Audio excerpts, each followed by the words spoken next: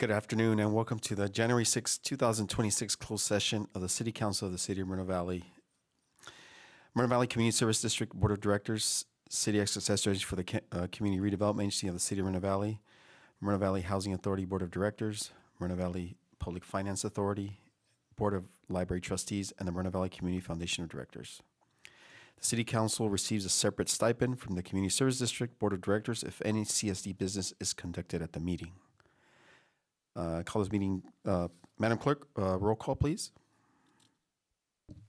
Mayor Pro Tem Gonzalez, you forgot to say that you now call this meeting to order on January 6, 2026 at... I now call this meeting to order on January 6, 2026 at 4:06 p.m. Thank you. Councilmember Bernard? Here. Councilmember Delgado? Here. Councilmember Baca Santa Cruz? Here. Mayor Pro Tem Gonzalez? Here. And Mayor Cabrera is running a little late. Pursuant to the Brown Act, public comments shall be limited to only those items on the closed session agenda. There is a 3-minute time limit per person.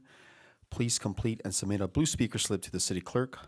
All remarks and questions shall be addressed to the presiding officer or to the city council.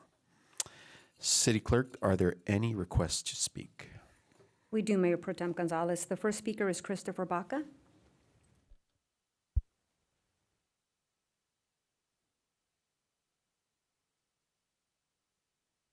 Good afternoon.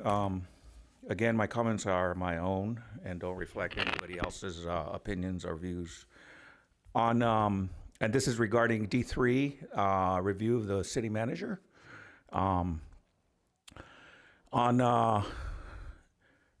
Apparently on June 27th, an MOU was developed led by Mr. Mohan, the city manager. And that's a very questionable MOU. I'll get back to that later. Afterwards, there was a scoping meeting on August 20th where I made a Freedom of Information Act request, and I received some of the information on September 11th. I resubmitted, and I received some more, but it didn't include what I specifically asked for. Therefore, I filed a claim with the city on October 22nd.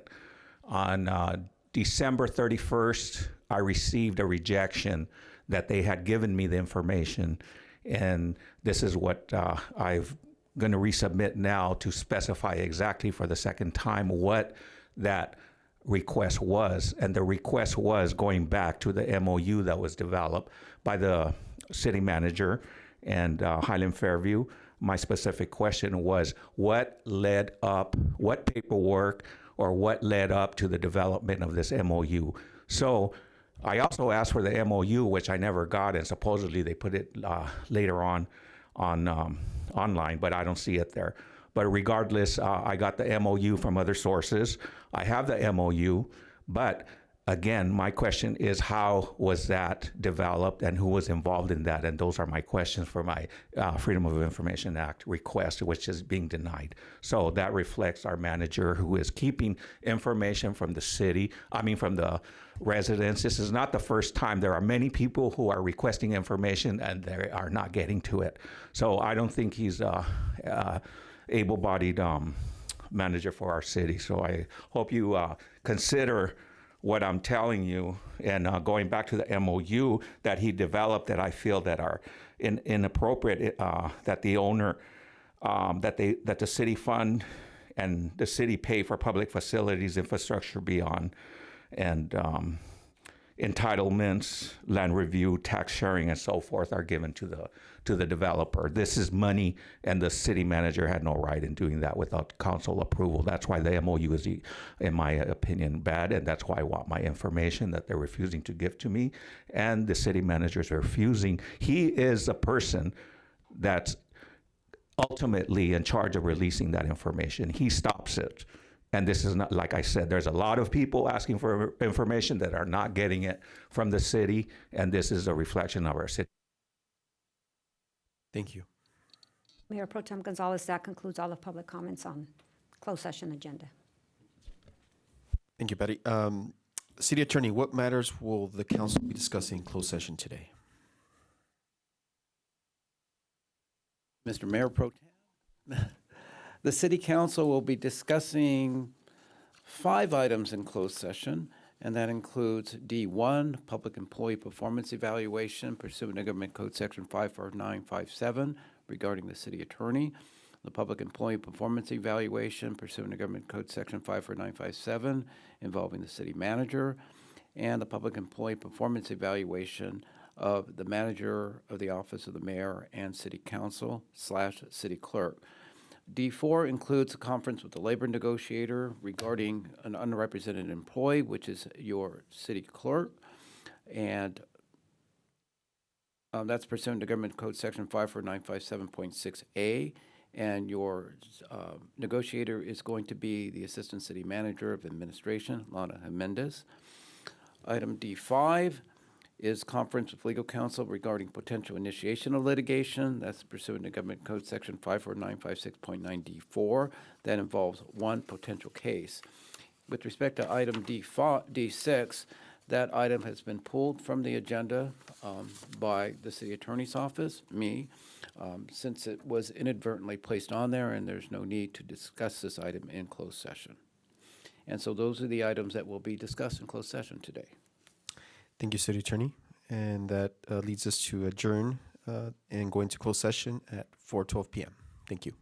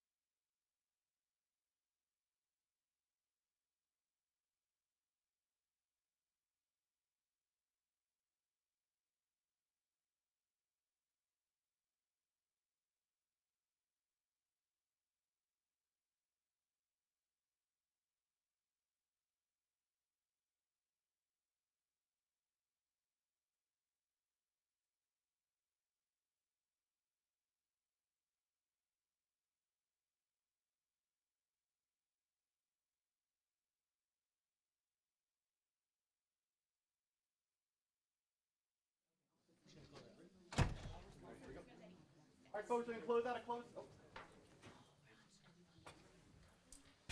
Well, good afternoon, good evening, and welcome back to our closed session here in the city of Moreno Valley.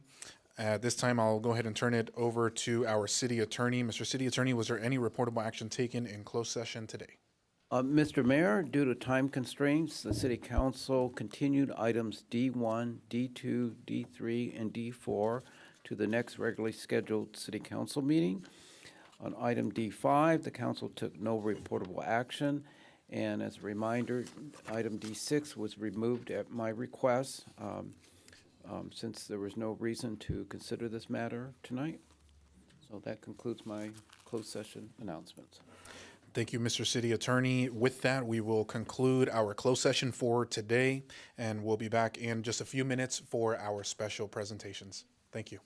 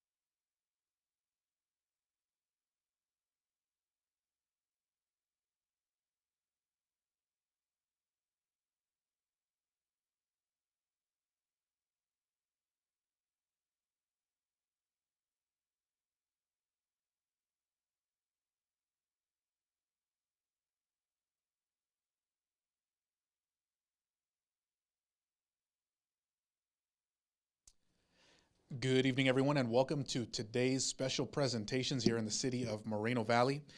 Our first recognition this evening comes from the Moreno Valley Sheriff Station, honoring Community Service Officer Nicole Diaz Melgoza as our classified employee of the fourth quarter.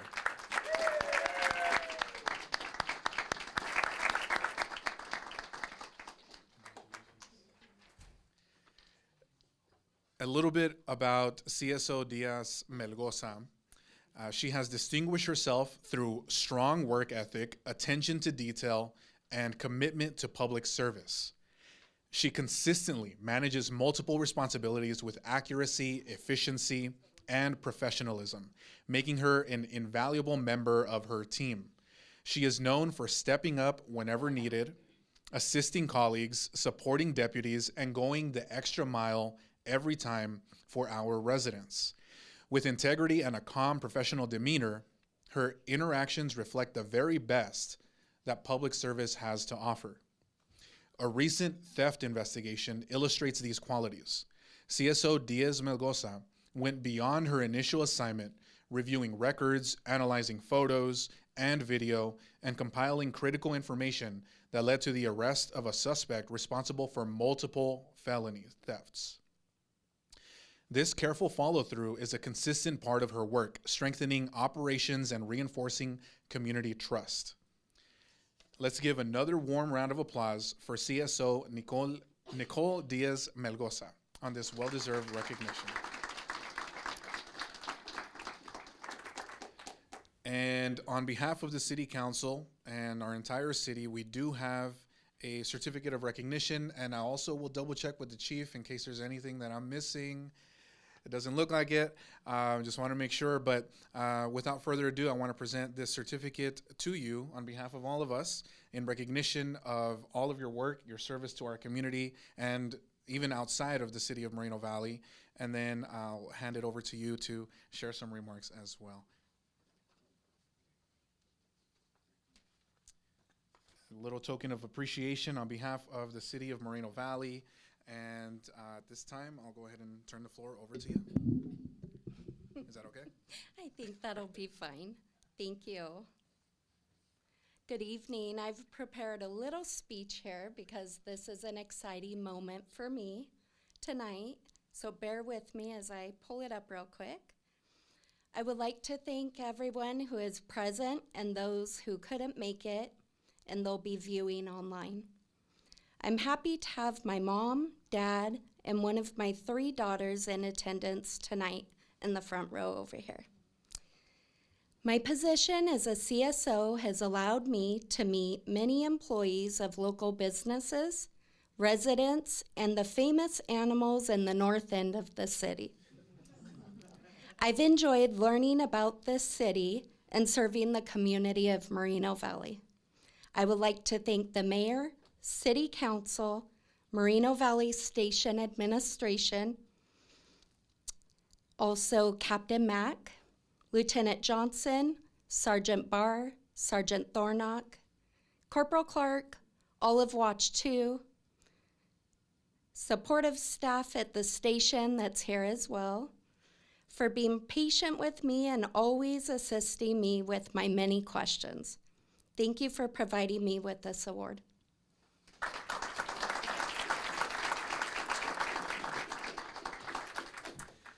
Thank you so much. And at this time, if my colleagues could join me here at the microphone so we could take a nice group picture, and then right after we'll also have an opportunity for your family to come up and take a picture with you as well. Yeah, yeah.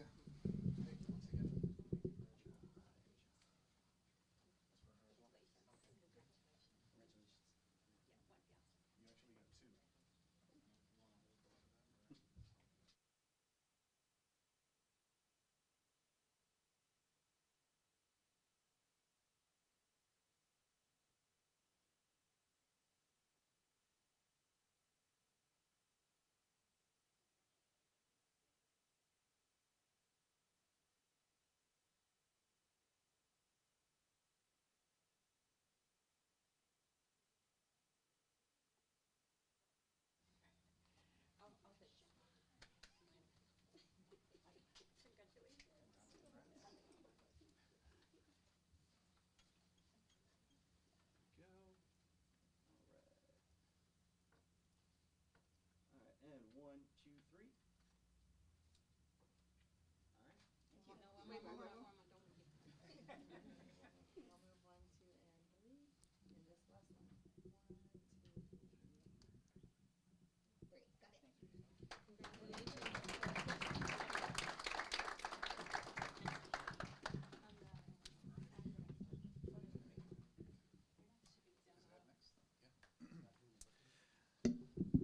And with that, I give one more large round of applause for CSO Diaz Melgoza for her dedication and service to Moreno Valley, please.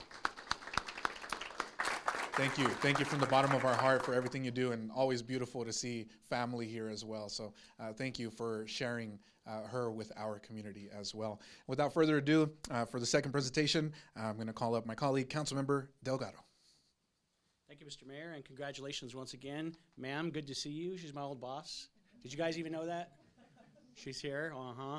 Brett. Good evening, everyone, and welcome to tonight's special presentations.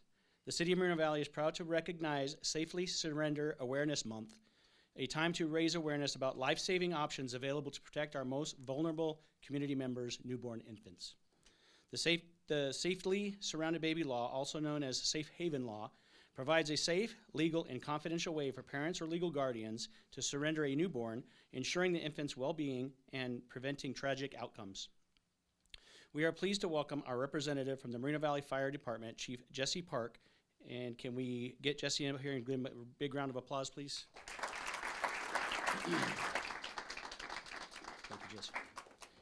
This important law, enacted in 2001 and strengthened in years since, allows infants 3 days old or younger to be safely surrendered to designated locations such as hospitals or fire stations without fear of arrest or prosecution, as long as the child has not been abused or neglected. Our community continues to support this compassionate law, ensuring that surrendered infants receive immediate medical care and are placed in a loving home. This program reflects our commitment to protecting the well-being of all children in the city of Moreno Valley. It is now my honor to present this proclamation. The city of Moreno Valley proclaims the month of January as Safely Surrender Awareness Month, encouraging all residents to learn about the Safe Haven Law and the protections it provides to safeguard infants in need. And now, Chief Park, will you say a few words about this law? Thank you, sir. Thank you very much. I'm always honored to bring this month of awareness to the public, and I hope that you will also pass this on. Our firefighters are very honored whenever this happens. Thankfully, it does not happen that often, but when it does, and it does happen, we care for that infant, and it's a special time for all of us. So thank you very much, and thank you to the council. Thank you.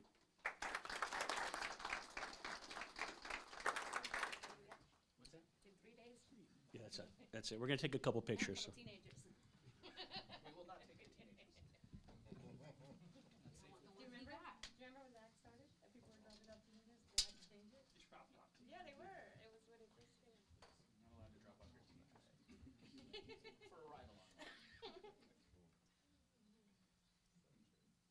All right, and 1, 2, 3. And we're good. Thank you. Chief.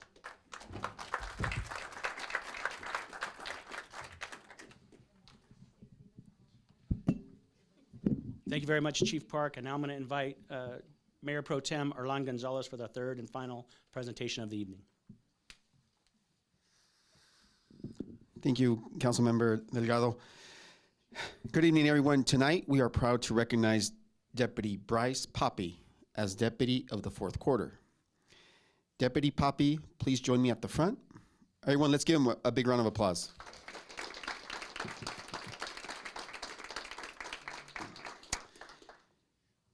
Deputy Poppy shows exceptional professionalism, strong work ethic, and dedication to public safety, handling challenging situations with calm, composure, and care. His positive attitude and sound judgment reflect the highest standards of service. A recent example, during a serious motorcycle accident, Deputy Poppy stayed calm, kept the victim conscious, and provided medical aid. He applied a tourniquet, which helped save the rider's life.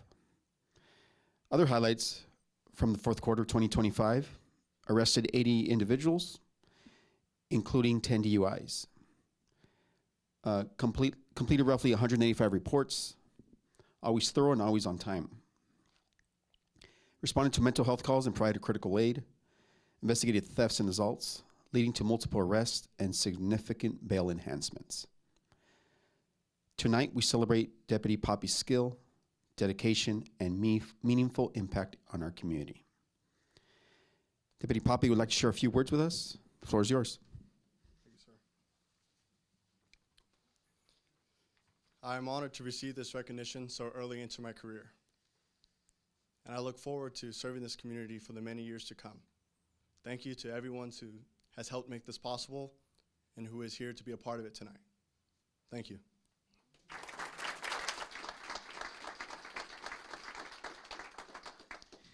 Thank you, Deputy. It's now a pleasure on behalf of the Mayor and the City Council to present you with this certificate in recognition of your outstanding service to the residents of Moreno Valley.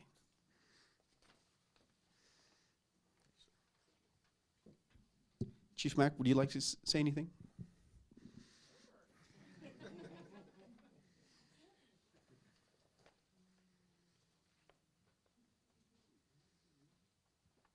Thank you very much, Bryce.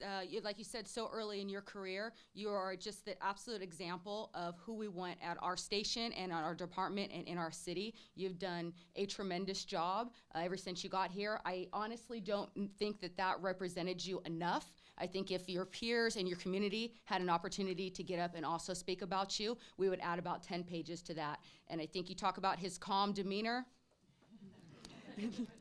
But you know, when you're applying a tourniquet, which I don't know if that mentioned it, essentially saved that person's life, and you still have this demeanor, and I believe he was an airborne ranger that wrote a letter to compliment Deputy Poppy's demeanor at that scene, that actually the victim was the one who also said, hey, in the hospital, I think that he probably saved my life because of the way he performed that day. And that is an absolute honor. Thank you so much for everything you do, and I'm very happy to have your wife here with you. And that's all I got on the spot. Another certificate. Can I invite my colleagues for the picture?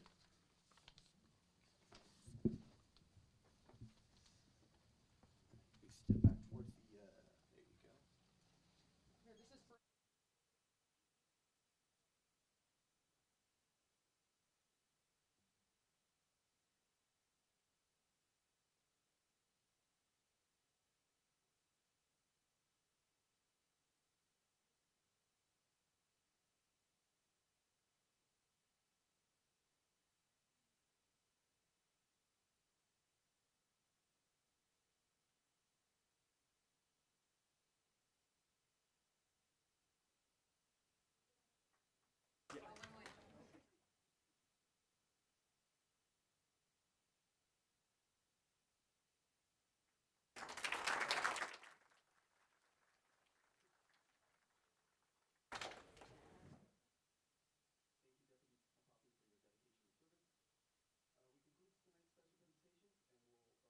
there you go. Until 6 p.m. for our regular city council meeting. Thank you.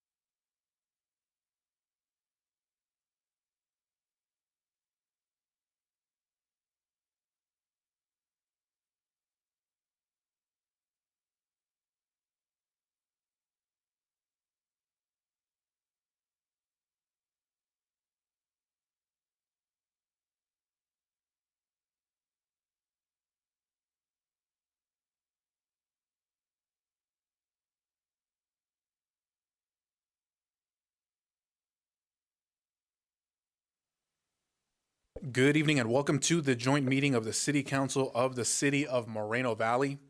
The City Council receives a separate stipend for Community Services District if any CNSD business is conducted during this meeting. I now call this meeting to order on January 6, 2026 at 6:01 p.m. The Pledge of Allegiance will be led by, would any of my colleagues like to volunteer for today?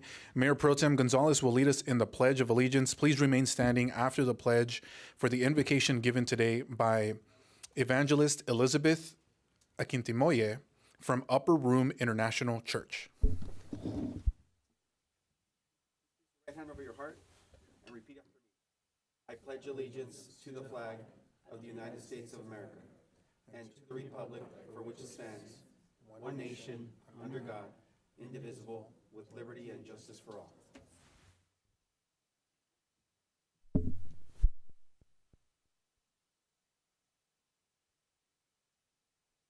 Good evening, welcome.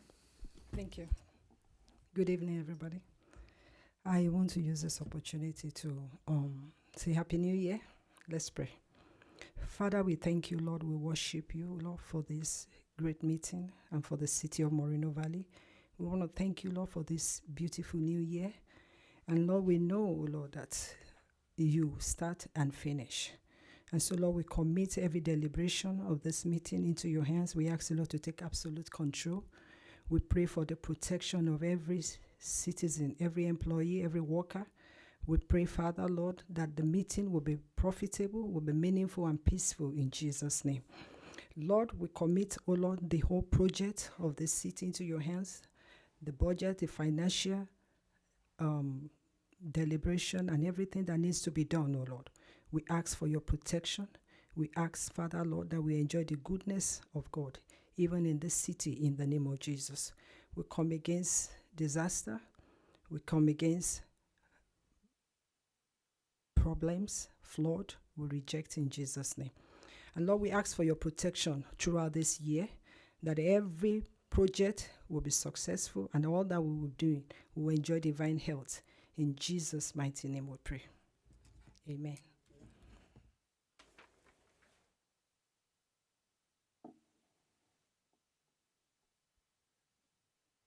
Thank you very much for the invocation once again from Evangelist Elizabeth Aquintimoye. I really appreciate you joining us this evening. And Happy New Year. Happy belated New Year to everyone. We are 6 days into the year, but I hope everyone has started off their year on the right note and is enjoying the year so far. So we'll go ahead and continue into our agenda. The next item is D, a roll call, and I'll hand it over to our city clerk. Thank you, Mayor. Councilmember Bernard. Here. Councilmember Delgado. Here. Councilmember Baca Santa Cruz. Here. Mayor Pro Tem Gonzalez. Here. And Mayor Cabrera. Here. Thank you. Thank you, Madam Clerk. We are all present, so we'll go ahead and move past item E. Item F, staff introductions, please. Thank you, Mayor. Patty Rodriguez, City Clerk. Sonia Gomez, Senior Deputy City Clerk. Stephen Quintanilla, City Attorney. Brian Mohan, City Manager. Lana Jimenez, Assistant City Manager of Administration, Chief Financial Officer, City Treasurer. Felicia London, Deputy Finance Director. Sean Kelleher, Assistant City Manager Development. Angelica Fraustilipo, Community Development Director. Pat Wersinski, Economic Development Director. Harold Zamora, Assistant City Engineer, Public Works. Jeremy Bubnick, Director of Parks and Community Services. Robert Cardenas, Human Resources Director. Jesse Park, Fire Chief. Sarah Mack, Chief of Police. Thank you very much, staff. It's always a pleasure to be in the chamber to conduct the people's business. And next up is item H, public comment, item G, approval of order of the agenda. And I will look to my colleagues to see if there are any requests. If not, we can entertain a motion and a second. I make a motion to approve the agenda. Second. Motion and a second to approve the order of the agenda. Please call for the vote. Thank you, Mayor. Councilmember Bernard. Yes. Councilmember Delgado. Yes.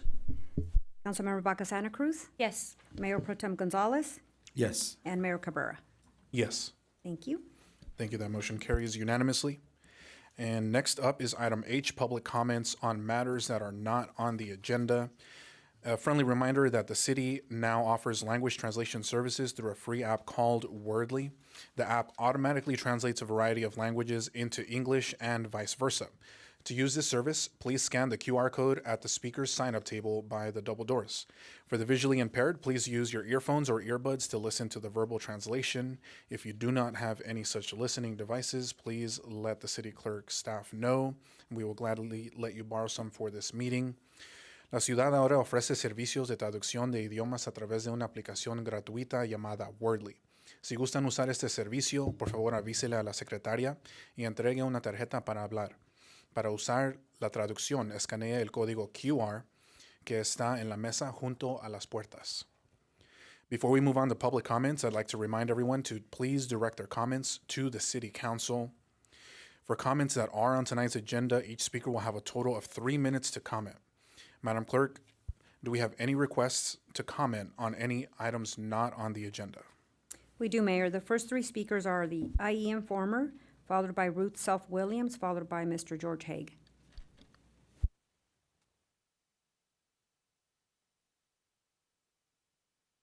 Good evening. Good evening. Happy New Year. Happy holidays to everybody. Those that are still going on vacation, please be careful and come back safe. To the staff, you guys continue to do a great job. I've been working with the staff the last week, getting FOIA requests, public records requests, and they followed up. As always, they do a phenomenal job. I can't say enough about our staff. Okay, 2026, new year. Silly season is just around the corner. And for those of you guys that don't know what silly season is, that's our political, the midterms, everything that's going to be happening. And it's going to, some cases, it's going to get ugly. As we found recently, there's a lot of corruption going on in these nonprofits.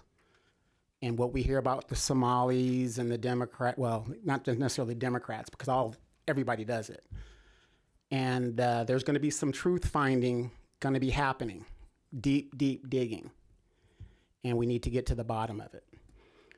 But what I want to really talk about is Highland Fairview and the agreement that he entered into in 2016 that said that they would deliver technicians to deal with this AI that are now here. The robots are now here. This was 10 years ago.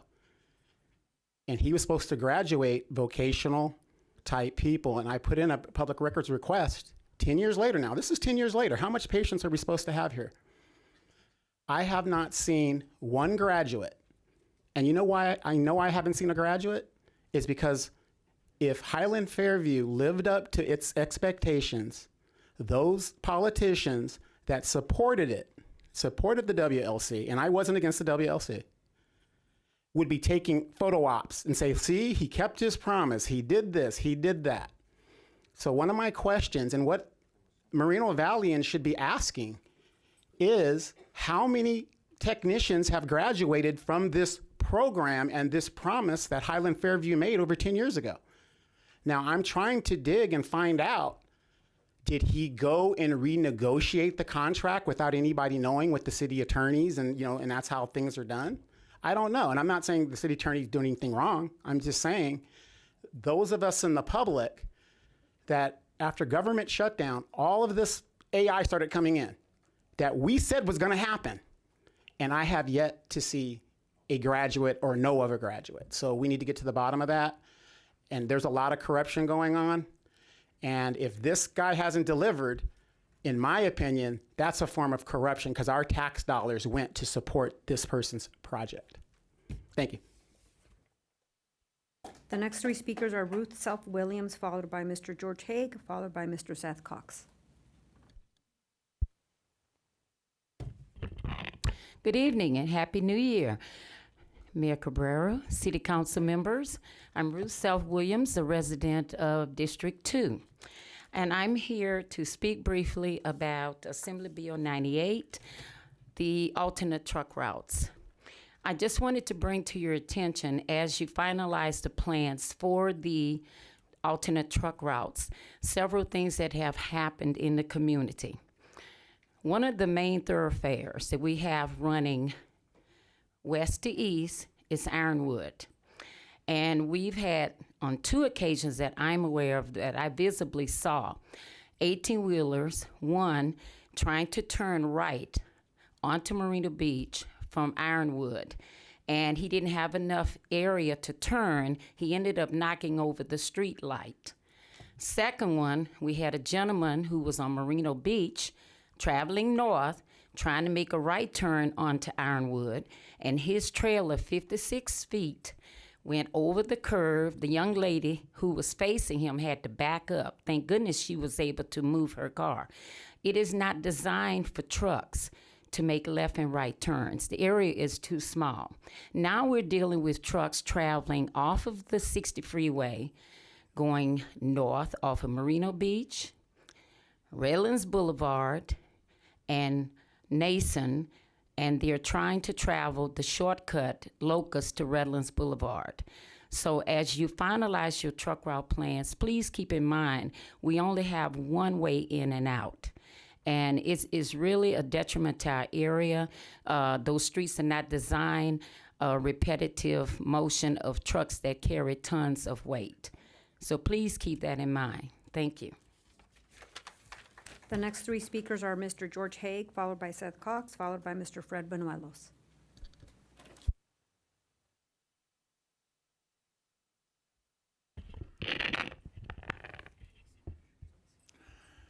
Good evening, George Haig. Once again, I hope when I ask for a meeting with one of you that you will accept that meeting. The general plan update, which is right now, I believe, being worked with along with the Attorney General. The Attorney General won on almost every point when they brought it forward before. But the only thing they didn't win on was zoning, and that's pushed forward by the city attorney. But what is not mentioned to you many times is, again, the court and the judge directed the city to vacate the zoning for the city. And that was done, and we're living on the 2006 zoning. And so when you hear residents talk to you or email you about getting rid of the R10, that's what staff is asking you to put into the Northeast. I hope our council member for the Northeast will speak up for the residents who are against that R10 zoning. There's no reason for it to be there. There is no sewer currently. There are no sidewalks. There's no public transit. There's no decent bike lanes. All the things you need to have for high-density zoning do not exist in that part of Moreno Valley and should not be R10. In addition to that, since it was first proposed as R10, the city has approved 18,000 units of housing. We're way above our regional housing needs assessment. So there's no reason for that. The city knows that. They've already downzoned other areas in the city without any problems. For some reason, there's a problem in the Northeast.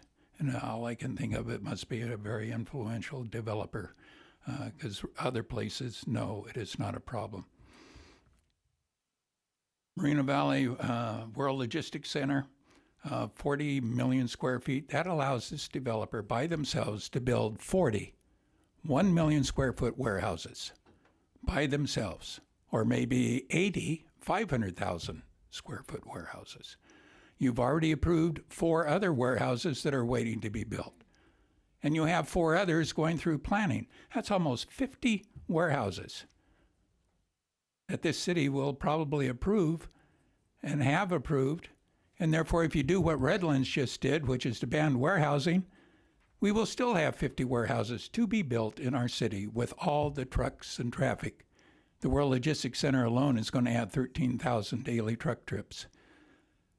Hopefully you will do what the city of Paris did, which is put in a 45-day moratorium while you figure this out. We don't need anything more than 50 more warehouses in this city. We also need to be able to contact our planning commissioners. Have a good evening. The next 3 speakers are Mr. Seth Cox, followed by Fred Benuelos, followed by Mr. Christopher Baca.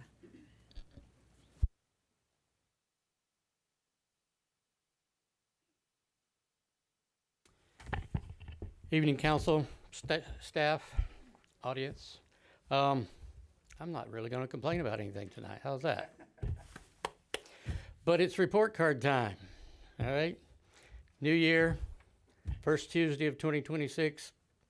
Let's go. I'm going to read a couple of statements that are on the end of every staff report. And then I want everybody to think about it. Have we met those goals and priorities? Have we rated ourselves individually, as an organization, as a community? And if we haven't, I think we should really think about doing that. First one is the city council goals. Positive environment. Create a positive environment for the development of Moreno Valley's future. Have we met that goal? Has it been positive? Just think about that, okay? The other one is the city council strategic priorities. Economic development, public safety, library, infrastructure, then the long one, beautification, community engagement, and quality of life, and youth programs. As city council members, as staff, as our police and fire people that we appreciate extremely, okay, commissioners, subcommittees, I would urge everybody going forward to keep those 6 items in your mind and think about them. When you make decisions that affect the city and the people that live in this city, do they apply to any of this? And it is positive, okay? We do a lot of things. They don't turn out to be positive, okay? Some of it's done for, we'll say, personal gain. Some of it's done because we don't do enough research to find out what it's going to impact 6 years down the road or 15 years down the road. I have never been against warehouses, okay, to a point. Mr. Haig just pointed out very clearly. The point has been reached. So with that, happy 2026. Next 3 speakers are Mr. Fred Banuelos, followed by Christopher Baca, followed by Ms. Lindsay Robinson. Hello, everyone. Happy New Year. Let's see. As you know, I was a bike rider now, and I started riding in the city of Riverside. And one of the things I want to talk about, and I think it was brought up before, is they have a protected bike lane by UCR. I love it. It's on Watkins. It gets the job done. It gets people on the sidewalk to walk. It's got 2 lanes going each direction. And then it also has place for people to park right by the college. I'd like to see that in our city. I don't see why it wouldn't work. You know, Morrison Park, we have our flight deck park now. We're getting more bicycle traffic.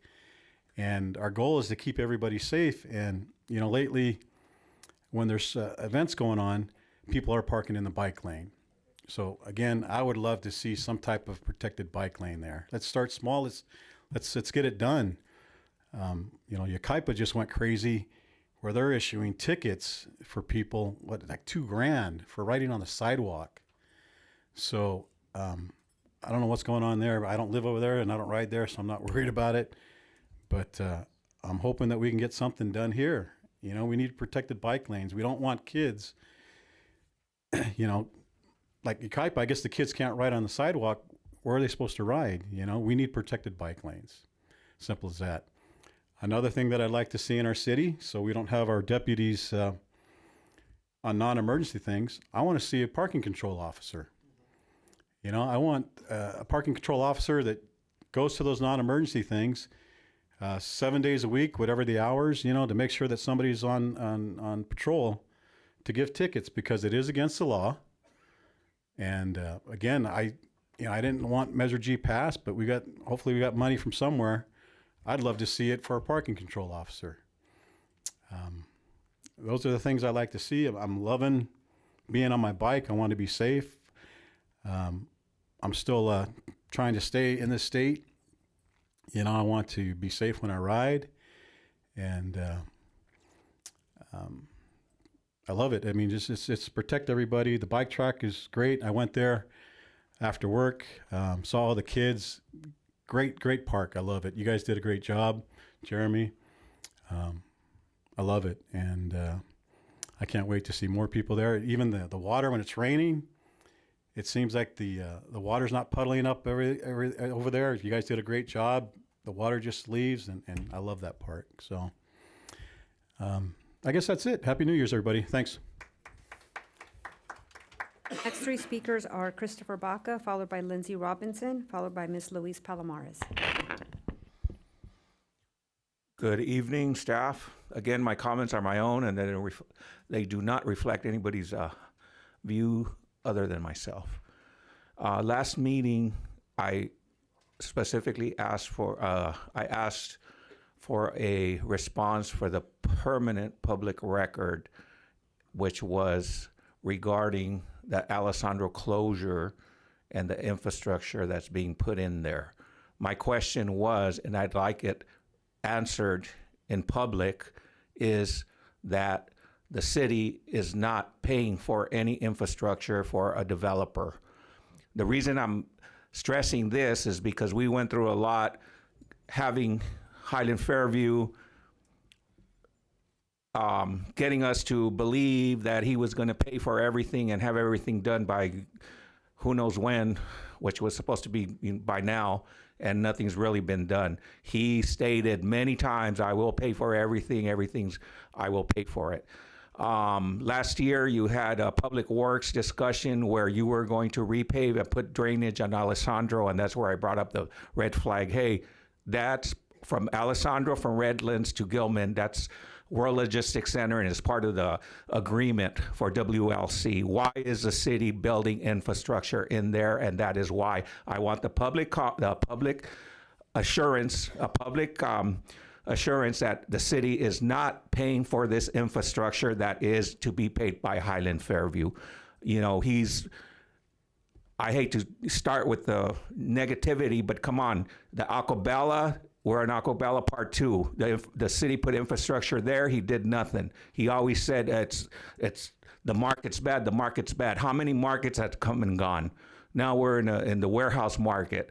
This is probably the tail end of it. And you're going to put infrastructure there, and nothing's going to get built. Yeah, so that's my question to please, or my request to please put on the public record, permanent public record, that the city is not paying for the infrastructure that Highland Fairview is entitled to, that promised to put for the WLC. That's Alessandro, which is stated to be shut down beginning the 12th, I believe, of this month. And the work being done there is not part of the city budget. Thank you. The next three speakers are Lindsay Robinson, followed by Louise Palomares, followed by Bob Palomares. Good evening, council staff and the members of the public. We are transitioning from the year of the snake to the year of the horse. So hopefully people will stop acting like snakes with forked tongues and act more like horses, where the equines concentrate on family, protection, and the environment. I had over 40 years experience as a researcher with both federal and state agencies. Multiple co-authored publications are all online, you can read, so I know about science. You don't have a predetermined outcome and only take data that fits what you want it. The 2021 General Plan Update had a predetermined outcome of what they wanted to do the Northeast. They refused to listen to the public. We didn't have our public meetings. They violated so many rules of what General Plan Updates are supposed to be. At the EIR scoping meeting for the 2024, Robert Flores, who was the head of planning at the time, said they were not revising the GPU. Every time I asked staff members, when will the public meetings be for the revision? We're not revising the GPU. And now, all of a sudden, the brochure comes out, and staff members said we did an extensive revision of the 2024 GPU. That's a lie. They did not do it. There weren't public meetings. They ignored the public. There is absolutely no reason to put high-density housing in the Northeast. We've exceeded housing.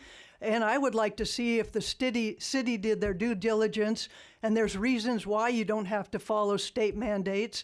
If there's such a thing as high fire danger, which we are, and also geological issues, which are fault lines, floodplains, et cetera, which we also fall under. So did the city look into that? I've also asked for the letter that Sean Kelleher claims to have from the state, as other people have asked, and somehow they can't find it. So he threatened R30, and he said we should be happy with R10 up there. No, we need our R2 Paco, because that's the last area of the city that has horses. So you can't build high density on Moreno Meadows. You should not build it and accept it, or commercial, along Moreno Beach. Some of the maps still show office commercial, and it's not office commercial, it's office north of the freeway. Thank you. The next three speakers are Luis Palomares, followed by Bob Palomares, followed by April Rankin.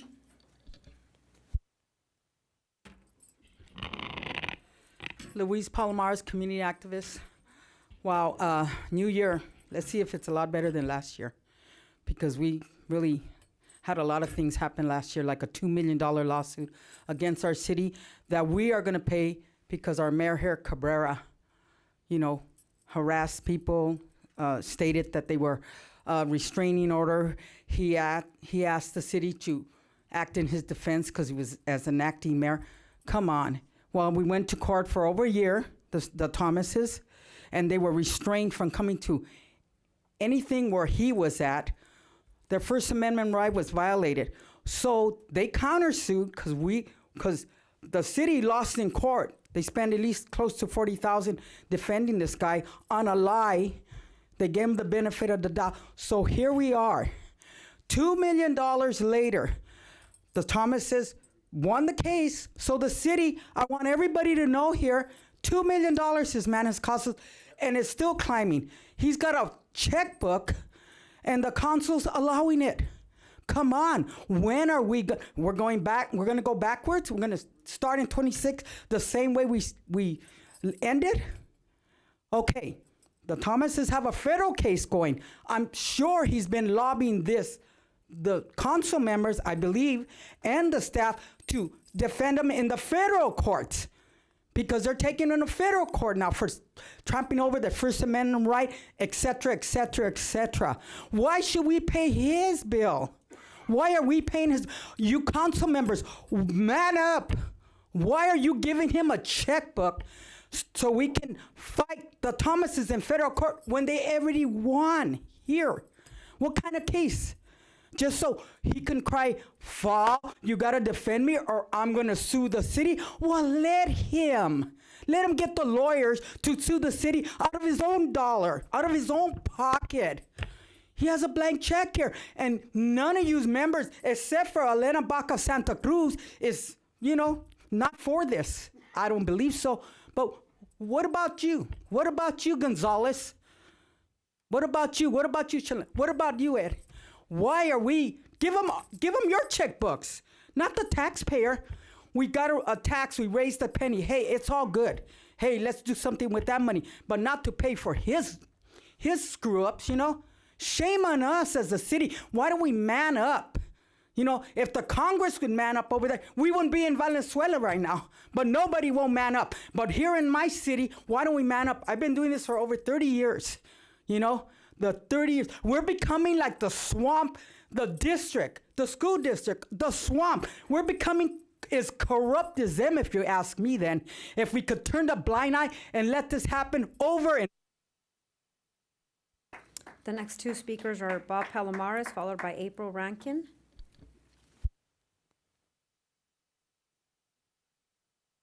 Happy New Year's. As always, first responders, they come first. I wanted to talk a little bit just because, it's January 6th, the 5th anniversary. And it was a lady, her name is Pamela Hemphill. Out of over 2,000 participants on January 6th, that assaulted, the Capitol Police and other agencies that were working. 5 of them passed away. One the following day, one officer the following day, and 4 in the preceding months or whatever. Some of them committed suicide. And they did that, defending the Constitution. And 5 of them gave their lives for the Constitution. And we're kind of slipping on that here.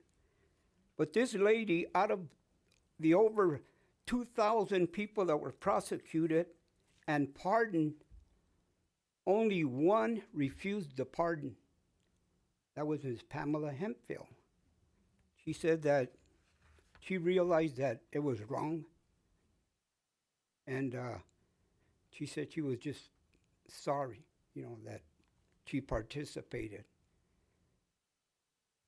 That's a conscience out of over 2,000. What direction are we headed in? If that many people that live by the Constitution in this country can violate it and turn a blind eye to the suffering of those that defended it, something's wrong. So, and that's the reason I'm bringing it up. It's because it's the anniversary, and we should never forget it. As a matter of fact, there was a plaque made to put in the White House. Well, it's in storage.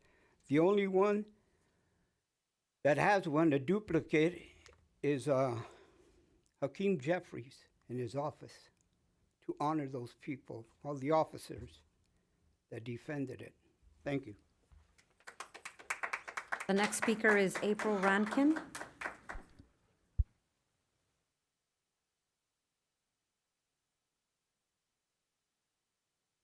Hello.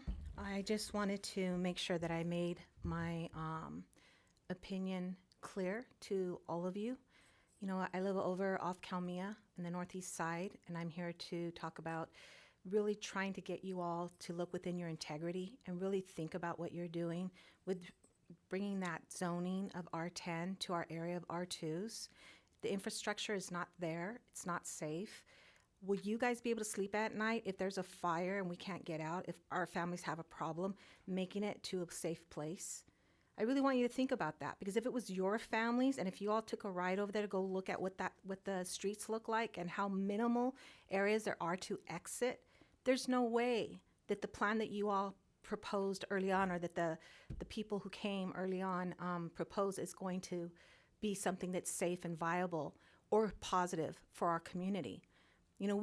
I read that we recently got a community certificate recognition for having a beautiful city.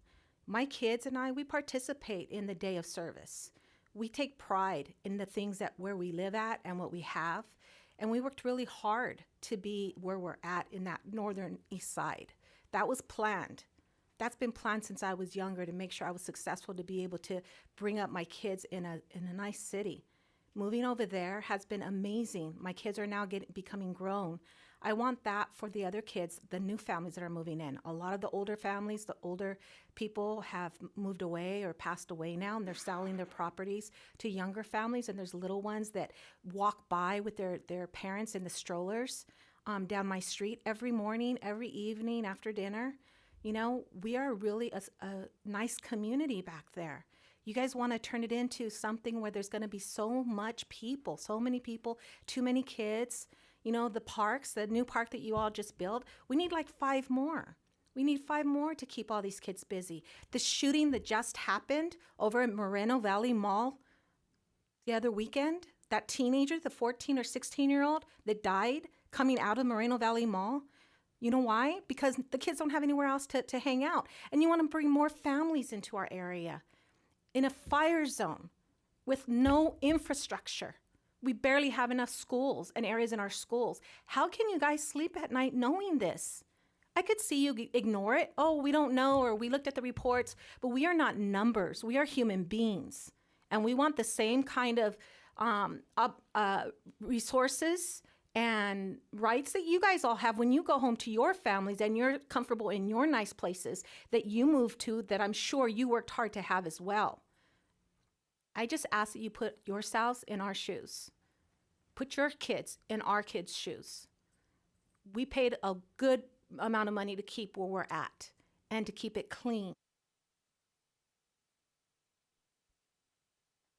The next speaker is Roy Blecker.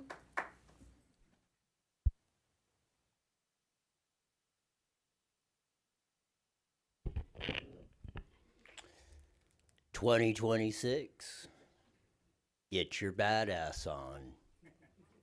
It's going to be a wild ride." First point that's going to prove that is the crime syndicates in the House. The second part of that is Diaz brought up an interesting point about nonprofits and the corruption. Does that stream from Moreno Valley to Minnesota to New York City to all points in between? Stay tuned. There's going to be coming attractions soon. We need to really look at what we're doing in 2026 in this city.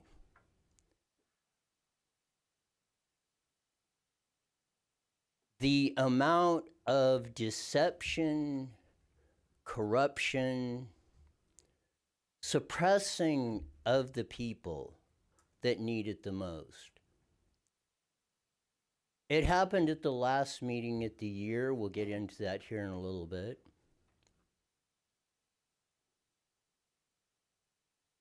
But the reason it continues is because we, the people, are allowing it.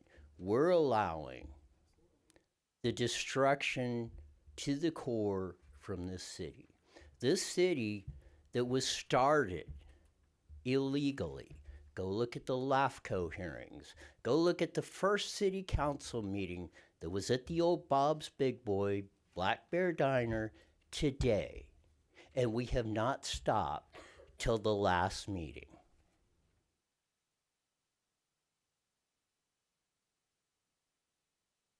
Prove me wrong. Those were three words that were uttered by the late Charlie Kirk, who was politically assassinated. He used them about a year. I think it's on the record. You know, maybe somebody that was using that a long time, even right here at this dais.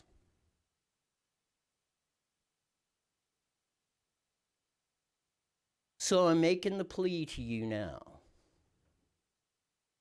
Those of you on the dais, those of you in the well, please ask for forgiveness. And let's pledge to put all this BS that's been going on aside. And let's work for the people of Moreno Valley for once, that they maybe can get the freedom the people of Venezuela are just experiencing. Mayor, that concludes all of public comments on tonight's agenda. Thank you, Madam Clerk. Non-agenda items. Non-agenda. Thank you. Thank you very much, Madam Clerk. And thank you to all of our public speakers as well. We will go ahead and move into item I, which is the joint consent calendars. Before I open the consent calendar for public comment, I will ask my fellow council members if there are any items that they wish to remove from the consent calendar for any separate action. Seeing none, we will go ahead and move into public comment. Madam Clerk, do we have any requests to speak on the consent calendar? We do, Mayor. The first two speakers are Christopher Baca, followed by Roy Blecker.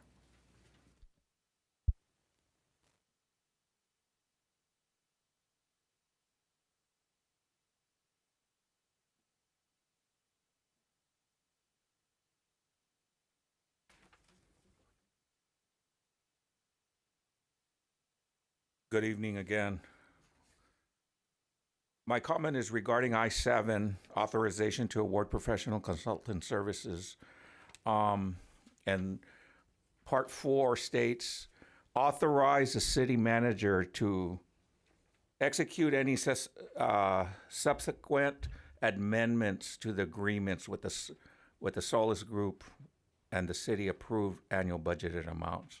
So does that mean you're giving him a carte blanche to do whatever he feels he's able to do with these consultants?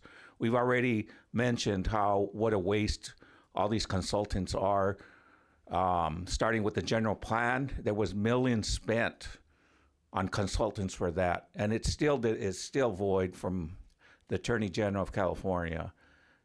There was other stuff that was mentioned about employee something or another, and you're putting out hundreds of thousands of dollars in consultant fees when it can be done in-house.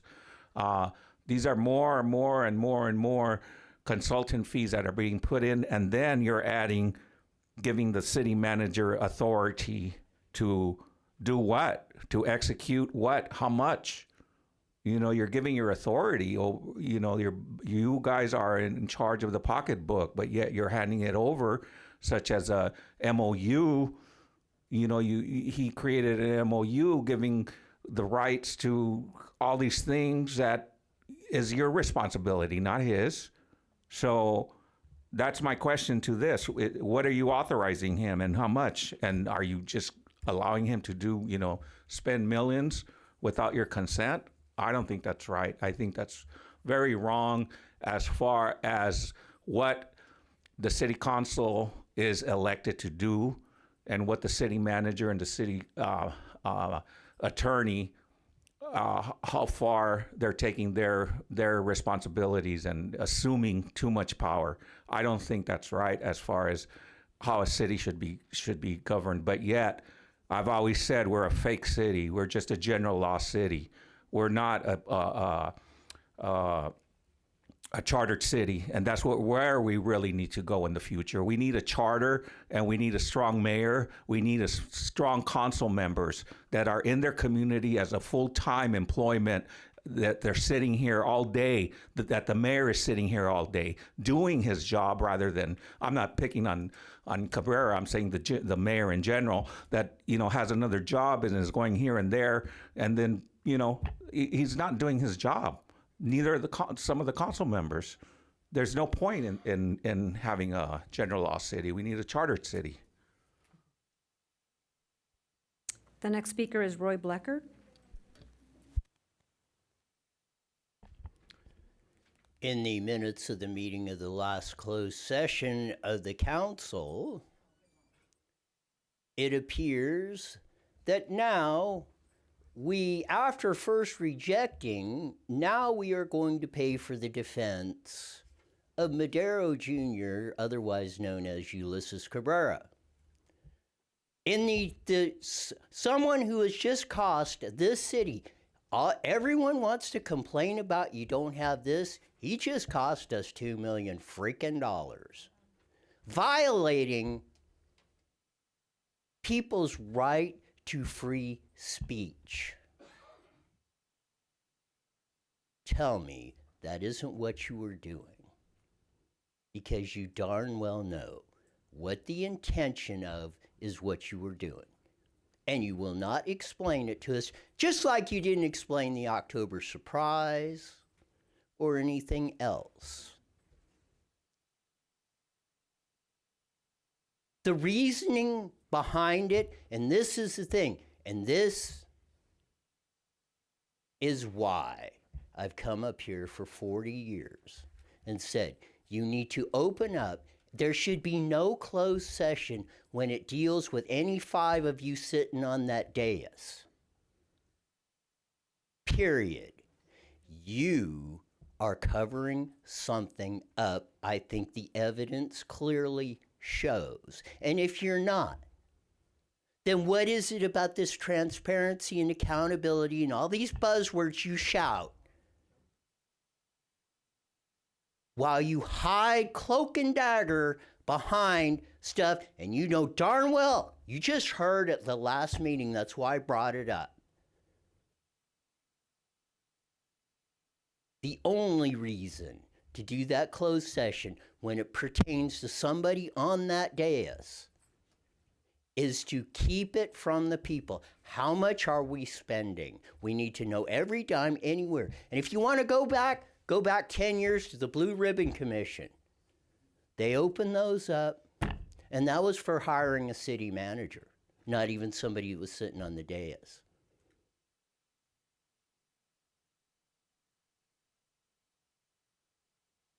You want us to trust you? Then really hold them accountable. Hold them, show them, put them under oath when they're screwing this city and they're violating the law. Not excuse it away. Because if you excuse it away, it's going to happen bigger the next time, as we're seeing and we're living right now, to the detriment of 200,000 people in the city of Moreno Valley. The next two speakers are Bob Palomares, followed by Luis Palomares. Boy, I absolutely agree with Roy there that, you know, Cabrera, 6 years that he's been sitting on that dais, longer than any of you, all he has done is cost this city from the beginning to the present. I mean, it almost seems that we're his ATM. You know, and you guys happen to hold the card, and you just tell him, well, okay. I mean, we just spent $2 million settling with the Thomases, and now you're going to possibly jump into another debacle. If he loses his case, who picks up the tab? Who's going to pay if he has to settle with them? Is the city liable? Did anybody ever mention to him to do what David Marcus has done in the past and the present Sheriff Bianco is doing? A GoFundMe for his legal matters? That's what he should do. You know, because he takes this personally, but he's putting everybody on the hook in this city. And why not? If you're going to pay for it, keep it up. Thank you.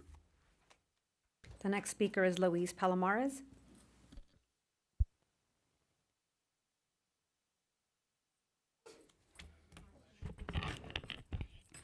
Let me get my breath, please. Luis Palomares, community activist. Wow. I agree with what Roy said and Bob said. We're his personal checkbook. Why are we going to foot the bill? Why are we going to go to federal court for this guy? You know, he cries fall, and here we go, falling in line again. The staff, the council, falling in line. Give me a break. This is my money. Give them your checkbooks. Use your checkbook, Cabrera. You must have some money to throw away right here, because you know what? You sued a company that you were working for, right? For sexual harassment lawsuit. Fall. So I guess they settled to get you out of their hair. Well, use your money. What was it, 200 and something thousand and up? I don't know. But some fellow was, I guess, putting his hands on you. You cried false harassment.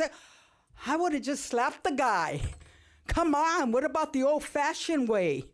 Or leave me alone, get away from me. But right away, oh, wow, he must have been really chasing you down for you to do the lawsuit.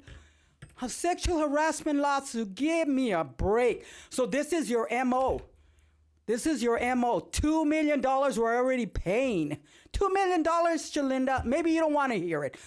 This guy can't even look at me. Gonzalez, Ed, come on, $2 million. Hey, we're in retirement mode here. I can't use my money like this. Why are we using the city's money? That's our money. That's our money. How come you're saying, yeah, okay, if we can't, maybe we will? There shouldn't even be no maybes about it. If he cries foul, oh, we're gonna sue, I'll sue the city. Let him use his bank dollars. Let him sue the city. So what? Let him knock himself out. You know, for almost 2 years, like the Thomases had to put up $40,000 of their own money from their daughter's, school fund. She couldn't even live on campus. She couldn't even live at the dorm because of this guy here. All the problems he caused that poor family on a lie. It was found truthful in the court on a lie, on a bunch of bull. And we're going to buy it again? And we're going to go down that road again? Shame on this council. Shame on this staff. Really, really, Cabrera? Use your own money. On a lie. Everything on a lie. You're here a self-serving politician. Always prostituting your values for your personal agenda. You're not here to serve our city. You're here to serve yourself. You're here to climb the political ladder for you. What about us, the people? You're going to leave us in a wreck when you're done here on the Titanic. That's what on the middle of the ocean on an iceberg. Give me a break. And you could keep on doing it. But this council. Mayor, that concludes all the public comments on tonight's agenda. Thank you very much, Madam Clerk, and thank you to all of our public speakers as well. We will go ahead and continue with the consent calendar. There were no items pulled for separate action. So we will go ahead and bring it back to the dais for any council questions, deliberation, if not a motion and a second. Okay. In regards to I-7, I wanted to know if anyone on city staff, particularly city manager, would like to address the constituents' concern regarding being the executioner of any agreements. Yes, council member. So council has had a long history that authorizes the city manager, even the prior city manager before me and before them, the ability to authorize agreements and amendments, contracts, and so forth, predicated on the fact that council has approved up to the budget amount, and within the same scope and contractual arrangement that was originally approved by council. The reason why this is done specifically related to contractual arrangements, agreements, and so forth is because sometimes in the current environment that we have with rising costs on contracts, rising costs on materials, and so forth, certain change orders are required in order to not cause delays within a particular project and or a particular program or service. The authority has been vested via council so that the CM's office has the ability to go ahead and make those amendments instead of having staff come back to council for approval, which delays the ability for those change orders to be approved through the procurement process, further delaying a lot of those projects. Does that answer the question that you asked, Yes, Councilmember? thank you. Thank you. Much delay. I mean, what could possibly happen? Delays could be 14 to 28 days, plus the actual review of and approval of the contract amendment. You could be looking at 30 to 45 days. And when you're talking about contract timelines and so forth, you know, the projects that we have with Senior Center, all of the projects that we have on the CIP, it could be significant delays to those particular projects. But it's carte blanche, like it says any subsequent amendments, so whatever it costs, you wouldn't bring it back to us at all? Wouldn't need to up to the previously approved budget that council has adopted. This one right here says the CWA is valued at 1 million or more? No, so the CWA projects that are deemed $1 million are applicable to CWA. The contract in front of you is actually for $150,000 multiplied by 5 years for a total of $750,000, and that is pursuant to the CWA that council approved a few months ago. There is a requirement within the CWA that we have an independent consultant on board, paid by the city, to ensure that the city is following the CWA. You wouldn't be able to exceed the 750? Number 4? I would not be able to exceed the $750,000 over the 5 years. So annually, you have a limit, like right now, you have a limit on what we've authorized you without coming back to council for permission or authorization. You have that limit already constructed in your in the bylaws. Most agreements and contracts have a certain not to exceed amount.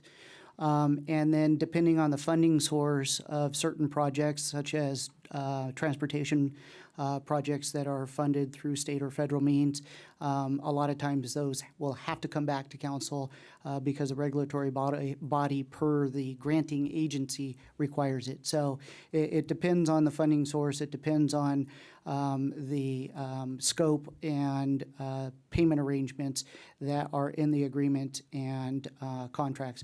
But for the most part, our agreements and contracts do have not to exceed amounts.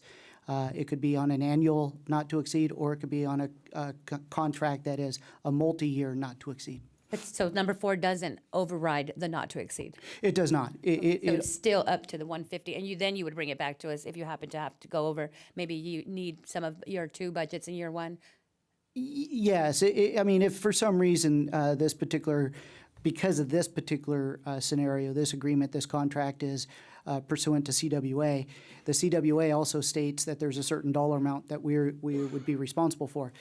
Quite frankly, if they're going to be asking for over $150,000, I would be coming back to council anyways, because the Inland Empire Trade Councils had agreed to $150,000. Now, if there's going to be more than that, I would be asking them to share in the cost of that. Okay, perfect. So you're not going. Okay, thank you. That answers my question.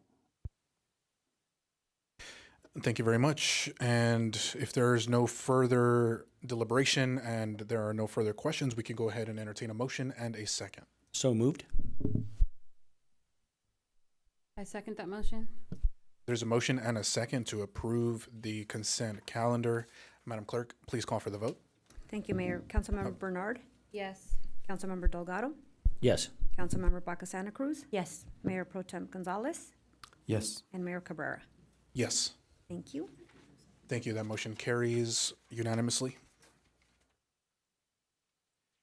We'll go ahead and move into our next item, which is in J, public hearings.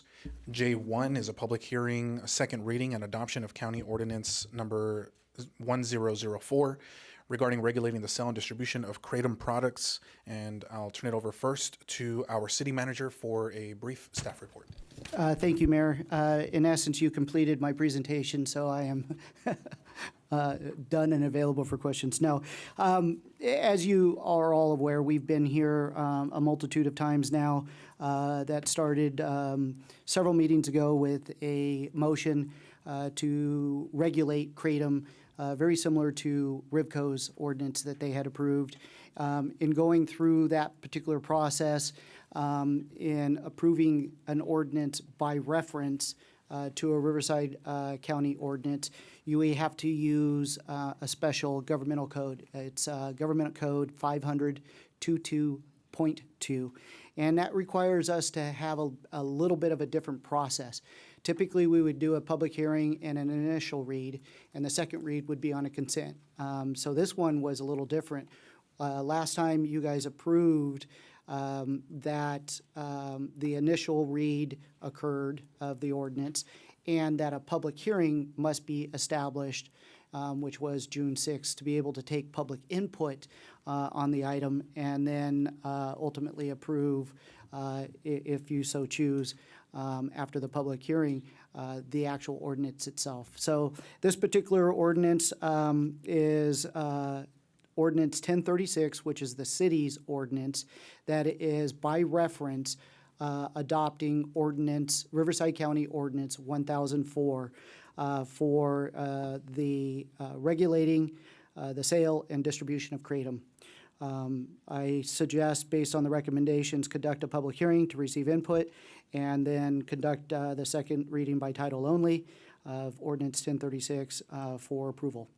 With that, I'm available for any questions you may have. Thank you. Thank you very much, Mr. City Manager. We'll go ahead and bring it back to the dais for any council questions of staff. Seeing none, we will go ahead and open the public hearing. Madam Clerk, do we have any requests to speak?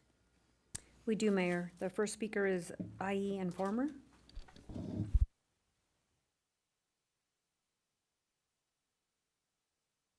Good evening once again. Glad to be back. 2026. Let's see. We approved marijuana usage and we see whatever's going on with that. People, for some reason, people think that they could smoke marijuana and it's legal, and it's not in the public center. So now we're onto this kratom thing. And a lot of people haven't heard about kratom unless you're, from the Southeast Asia area. I've lived in the Southeast Asia area when I was growing up. And all I'm going to say is this to my fellow neighbors and Moreno Valleyans. Do your research on kratom. Certain drugs don't always affect people the same way. And I'm not calling this a drug because that isn't technically what it is. It is said, and I'm just reading off of a safety thing. It says right here, important safety and legal information. FDA warnings. The FDA warns consumers not to use kratom products due to the risk of serious adverse events, including liver toxicity, seizures, and substance use disorders. Now, other, I guess, recreational drugs have the same type of incidences. So if you want to go ahead and, take a chance and see what's going on and all this other stuff, just go ahead and do that. It says the kratom market is largely unregulated in the United States, meaning there are no guarantees of product quality, purity, and accurate labeling. Products may contain contaminants and varying dosages. While technically legal at the federal level in the U.S., the legal status of kratom varies significantly by state and local municipality. Some areas have banned its sale or possession entirely. Now, as a parent, or if I was somebody, that really that indulges in this stuff, I would be worried just by the fact that some areas have banned it completely for whatever reasons that I do not know. And consumers are advised proprietary safety and responsible use, looking for reputable vendors that provide third-party lab testing and transparency about their products. So once again, we are dabbling in something a lot of us do not know. If we're not from this, from that background, you probably don't really know what it's about, but go ahead and take a chance if that's what you're going to do. Thank you. Mayor, that concludes all the public comments for this item. I think there might be one more. Is there another public speaker? Luis Palomares.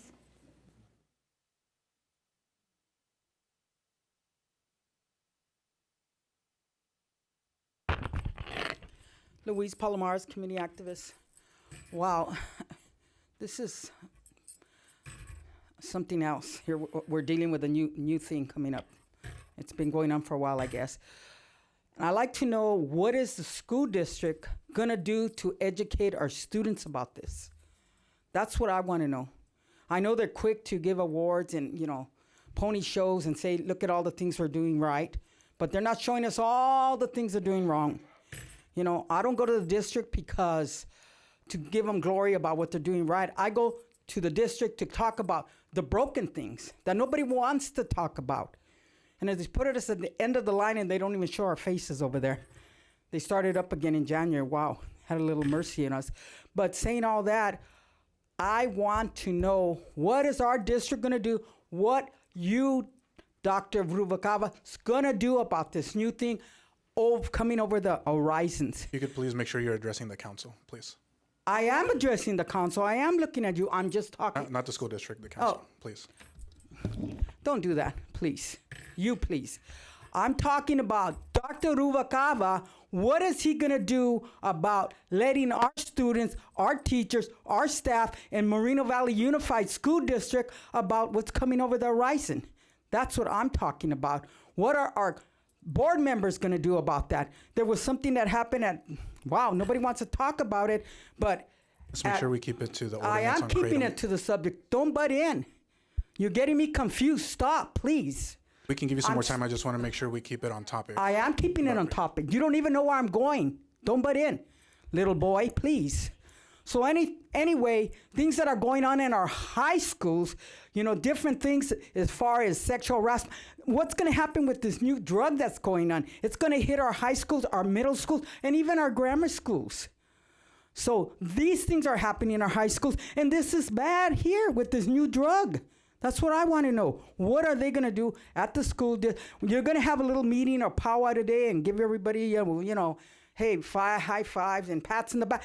Why don't we talk about these things? Things that are really broke, things that are going to affect our kids, or don't they care about our kids? Special need kids, kids that have disabilities. What are they going to do about this thing? This new thing that's coming, this drug. That's what I want to know. Dr. Rubalcaba, I'm addressing the mayor of Moreno Valley right here. So don't take no words out of my mouth, Cabrera. Thank you. Mayor, that concludes all of public testimony on this item. Thank you very much, Madam Clerk, and thank you to all of our public speakers as well. We'll go ahead and bring it back to the dais. Well, we'll go ahead and close the public testimony portion. And we'll bring it back to the dais for any council deliberation if desired, and if not, we can go ahead and entertain a motion and a second. Councilmember Delgado. Not so much deliberate. Go ahead. Okay. I have a question actually for city staff. Okay.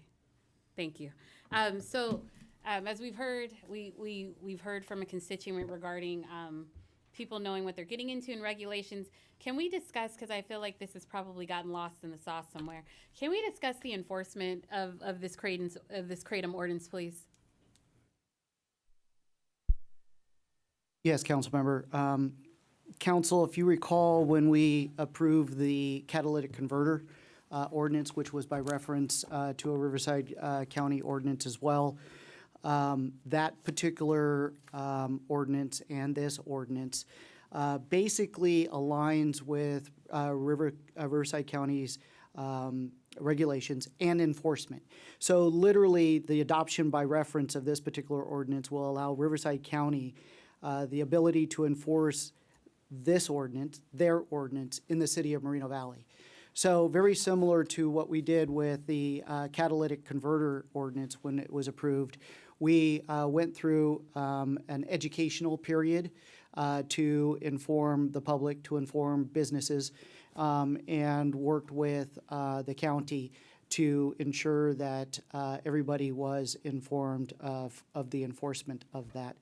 I would see that this would be very similar to that particular process, and we would work with the businesses, the residents, to go through that educational period. We would also have to then, because of these types of sales, obviously catalytic converters had no effect on school districts. But this particular issue being drugs and so forth, we'd have to be looking at working with our partners through the joint task force and informing them of these things as well, and letting them know that ultimately the enforcement lies with the county. Thank you. Thank you. I will just say that before this this body heard about kratom, it was not very well known. We received a lot of public comments from constituents in the city of Moreno Valley thanking us for bringing this to the forefront. So, and we're piggybacking on Riverside County's ordinance, making our 1004 our own. I'm happy that we're doing it, and if it passes tonight, I'm very very pleased. So thank you. If there's no further deliberation, we can go ahead and entertain a motion and a second. Motion to approve. I second. There is a motion and a second to approve. Please call for the vote. Thank you, Mayor. Councilmember Bernard, Yes. Councilmember Delgado, Yes. Councilmember Baca Santa Cruz, Yes. Mayor Pro Tem Gonzalez, Yes. and Mayor Cabrera. Yes. Thank you. Thank you. That passes unanimously as well. Which brings us now to item K, general business. We do have two items, and first up is K1, the annual appointments to council advisory commissions and boards, and I'll turn it over to our city clerk for a staff report. Thank you, Mayor. So the item before you is the annual appointments to council advisory commissions, boards, subcommittees, and regional interagency bodies.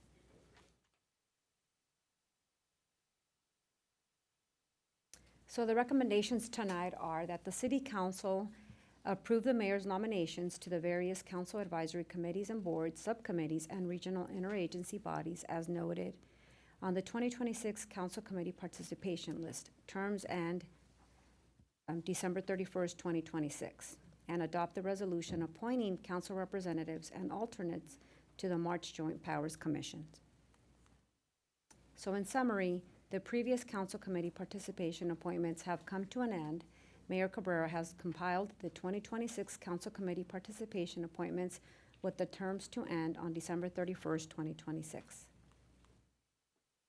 So here we have the City Council Advisory Commissions, boards, council representatives, primary and alternates. So the city's advisory boards and commissions include the Emerging Leaders Council, the Environmental and Historical Preservation Commission, the Library Commission, Parks, Community Services and Trails Commission, Public Arts Commission, Senior Citizens Commission, the Traffic Safety Commission, and the Utilities Commission. In addition, there is the Accessibility Board that is not currently active, and the Planning Commission, which does not have any city council representation. Further, we have the City Council subcommittees, which are the Economic Development, Finance, Public Safety, Parks and Community Services, as well as the Homeless Ad Hoc. Their regional interagency bodies are the March Joint Powers Commission, Riverside County Transportation Commission, the Riverside County Habitat Conservation Agency Board of Directors, the Riverside Transit Agency Board of Directors, RTA, the Western Riverside Council of Governments Executive Committee, WRCOG, and then the Western Riverside County Regional Conservation Authority Board of Directors, RCA, and lastly, the School District City Joint Task Force. The alternatives tonight would be approve the modified version of the proposed council appointments, approve a portion of the appointments, and consider the remaining appointments at a future meeting. That concludes my presentation. Thank you for your time.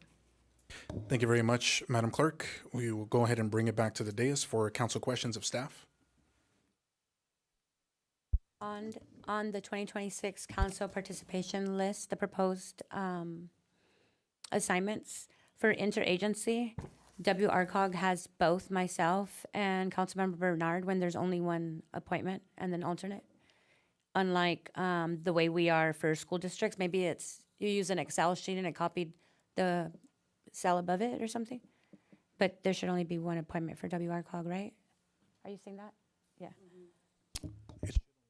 And then when I look at the 2025 assignment, the fourth attachment to this item, it lists Mayor Cabrera as the WRCOG representative, and I've been the WRCOG representative for the last 2 years. We'll double check that. Yeah, that's probably a typo, but it should be the same as last year, which, if I remember correctly, your primary. Yes. And then alternate is Delgado. Well, last year it shows that it's Delgado, but I'm not sure. It should be. I think it's you. I think last year's that line is duplicate of WRCA and not WRCOG. So it should be the same as last year. Okay. Okay, we'll So double then- check that. Okay. So then, yeah, I would like to be the primary, but there is, Thank you for noting that. So we'll make sure to, for the record, Yeah, for the state record. that, and we'll make sure to make that correction. Okay. If there is no further, there are no further questions from the council, we can move into public testimony. Madam Clerk, do we have any requests to speak? We do, Mayor. The first one is the IE Informer, followed by Roy Bleckert.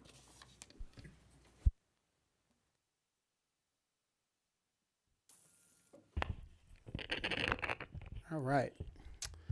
Welcome again. Good to see you guys.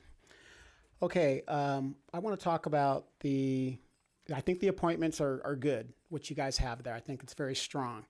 But I want to bring to your attention, when it comes to these commissions, we have this advisory emerging leaders council, okay, whatever, high school stuff, whatever, right? We are the 7th largest veteran area in the United States. And we don't have a veterans committee that we used to have and they went away with. And that committee could help with their experience, their knowledge and stuff with things that are going on with the biggest employer that Moreno Valley has, which is March Air Reserve Base. Okay? And I'm sure you guys are aware, coming down the pipe, they just broke ground. The KC-46 Pegasus is going to be replacing the KC-135s. That's a lot of money and a lot of business for the Air Force over there within themselves as things are kicking off in Southeast Asia and all that other stuff. And, you know, as a veteran myself, I'm not saying I'd be a person to be like that, but I happen to know when I go to my veterans meetings and stuff, we're always talking about, man, Moreno Valley could do better, doing with the base and this, that, and having better representation. And when you have people that have that kind of experience, rather than you guys having to, understand the nomenclatures and all the things the military does, you can have older, experienced people that are retired sitting here in this community that can inform the public on a committee to keep March Air Reserve Base, help keep it open or reopen it if need be, because we have a lot of Marines in the area, right? San Diego, 29 Palms, that need to get to the fight if need be. I just don't think with the 7th largest area of veterans, how we just shut the door out on these people. The homeless veteran issue, that's an issue that our fellow airmen and seamen, we can all take care of ourselves. Buddy care. You guys remember that. So I want you guys to consider that. And again, nothing towards you guys. I think the committee that you guys have and the people you have representing it is strong, but it'd be a lot stronger if you had advocates that really know how the military works and what's really going on. So thank you. Speaker is Roy Blacker. Do you remember the veteran supplement? These things should come with like we had before, and we needed some more clarification. How the attendance went on these particular committees before. I will remind you of this, and this might make a couple people cringe up there, but when X was on the JPA, he was hardly showing up to the meetings, not representing us, I believe, and others did of that, and that was a concern, or we brought that concern up, but if you didn't go to the JPA meetings, you probably wouldn't even be aware of that.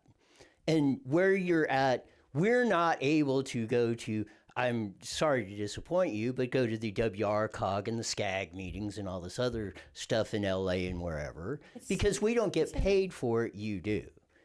So when we're bringing this stuff up, and again, you guys want us, I think, or maybe you don't.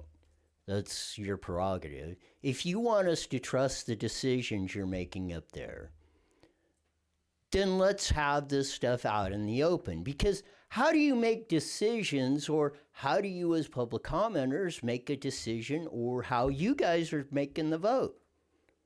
This stuff could be, again, we could.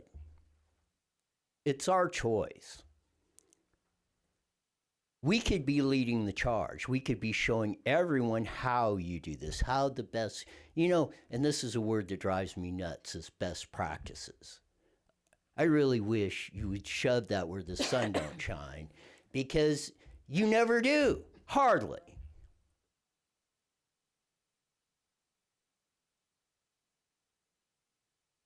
So instead of coming up with euphemisms and platitudes and we're doing great, why don't you show us you're doing great? And you can do that by the example of putting this stuff together where other cities and counties are going to, not at the corrupt League of Cities that is only there to exist to hose the people. People would look at it and say, you know what, Moreno Valley's doing this.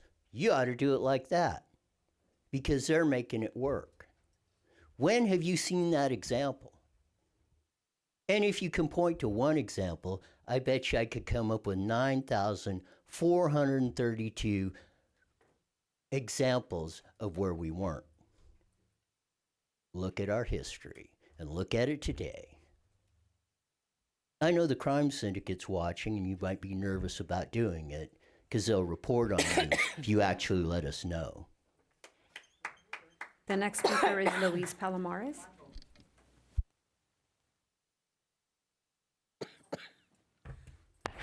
Wow. We got so much resources and we could do so much, but we don't. I agree with everything Sadiq said. He knows what the hell he's talking about. We should do all of that and more. We have it here. We got the research and we got the dollars because we're throwing away $2 million on a lawsuit for the mayor. Come on, we got the dollars. We got the money. Also, I agree with what Roy said. Really, really, let's do this. And then another thing, the meetings. Who goes to these meetings? Some of the community members, but the ones that sit on these, you know, the council members, a lot of them don't even go. They miss them. Why? Why? You know, if you know you can't make it because you got a job or et cetera, well, then don't ask to be on one then. It's a commitment. I'm here every 2 times a month, and the school board, well, I'll be going back over there because of the last incident that happened. They don't listen, though. It's the swamp over there. So saying all that, yeah, the people that want to are on the commissions that the mayor's putting on, oh, wow. Let's be in those meetings. Let the council members be there. You know, it's not good enough. It's not good enough. They got to show up for these meetings, and they got to be part of it, and they got to come back, the councilman, and report what happened there. Hey, wow, we didn't know that. We didn't know. Wow, thank you. So I agree with what Sadiq said, and I agree with what Roy said. So let's make this happen. Let's do something right in 26, please. Thank you. Mayor, that concludes public testimony for this item. Thank you very much, Madam Clerk. We will go ahead and bring it back to the dais for deliberation and a vote.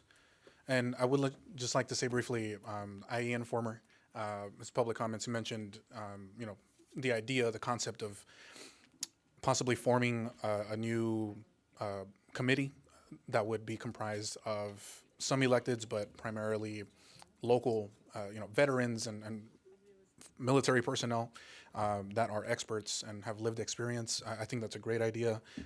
You know, would love to hear from my colleagues if they desire, but I think that's a great idea for our veterans and our military, and I'll leave it at that. I agree. Unfortunately, we didn't think about it, or if we did, we didn't implement it. So thank you for bringing that to our attention. We'll certainly look into that, and we'll have discussions about that, and possibly make it a subcommittee, a city subcommittee. But we can talk about that later. But thank you for bringing that up.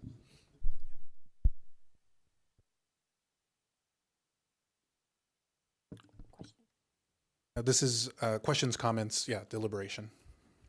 On the appointments, I was wondering if I could be like the alternate on either parks or art, and in case the primary couldn't go.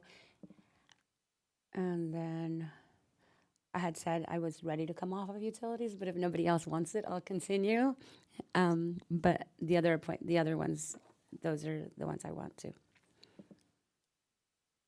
So either primary or alternate on parks or art, one of those two. And then I was wondering if any of you were interested in serving on utilities as the primary. If not, it's fine. Nobody wants to do utilities? It's a great commission. Sure it is. Fourth Wednesday of the month. I can't speak for the Parks, Community Services and Trails Commission, but the Public Arts Commission I can, since I'm the primary, and I've been the primary for maybe a year or two now. I do enjoy that very much. Art is one of my passions, so I do love going to those meetings, and I would like to stay on there, but I guess I'll open it to my colleagues for the other ones. That's fine. For arts, if you want to swap out and be the alternate for arts, that is fine for me. Yep. Okay, so then Which way you want to do? that would be a change. Currently, the nomination or the list on the agenda shows Bernard as alternate for the Public Arts Commission. You're saying we would change that and put Councilmember Baca as the alternate. Okay. Yes. Okay. Okay, then I will continue on utilities. It will be my pleasure. Thank you. I do want to though have a discussion though regarding advisory boards and commissions just in general. So the way advisory boards and commissions and the ways everything is written out. So when I go to advisory boards and commission meetings, I think the question that I have, especially because I have seen that it has changed, and so this is this discussion. I don't know if this is something that should go on an agenda item later. Was I am just simply there. We are appointed to this, and I've researched in other. If you want me to be very honest, I've actually kind of researched this with other cities to do some cross comparison outside of like city council subcommittees, interagencies. Most other jurisdictions do not actually have council members appointed. So I just want to point that out. But two, I also, when I go to the meeting, I am just there. Like maybe if someone has a question, I may answer the question, but I am there. I am letting city staff do it and whatever the advisory board would like to do.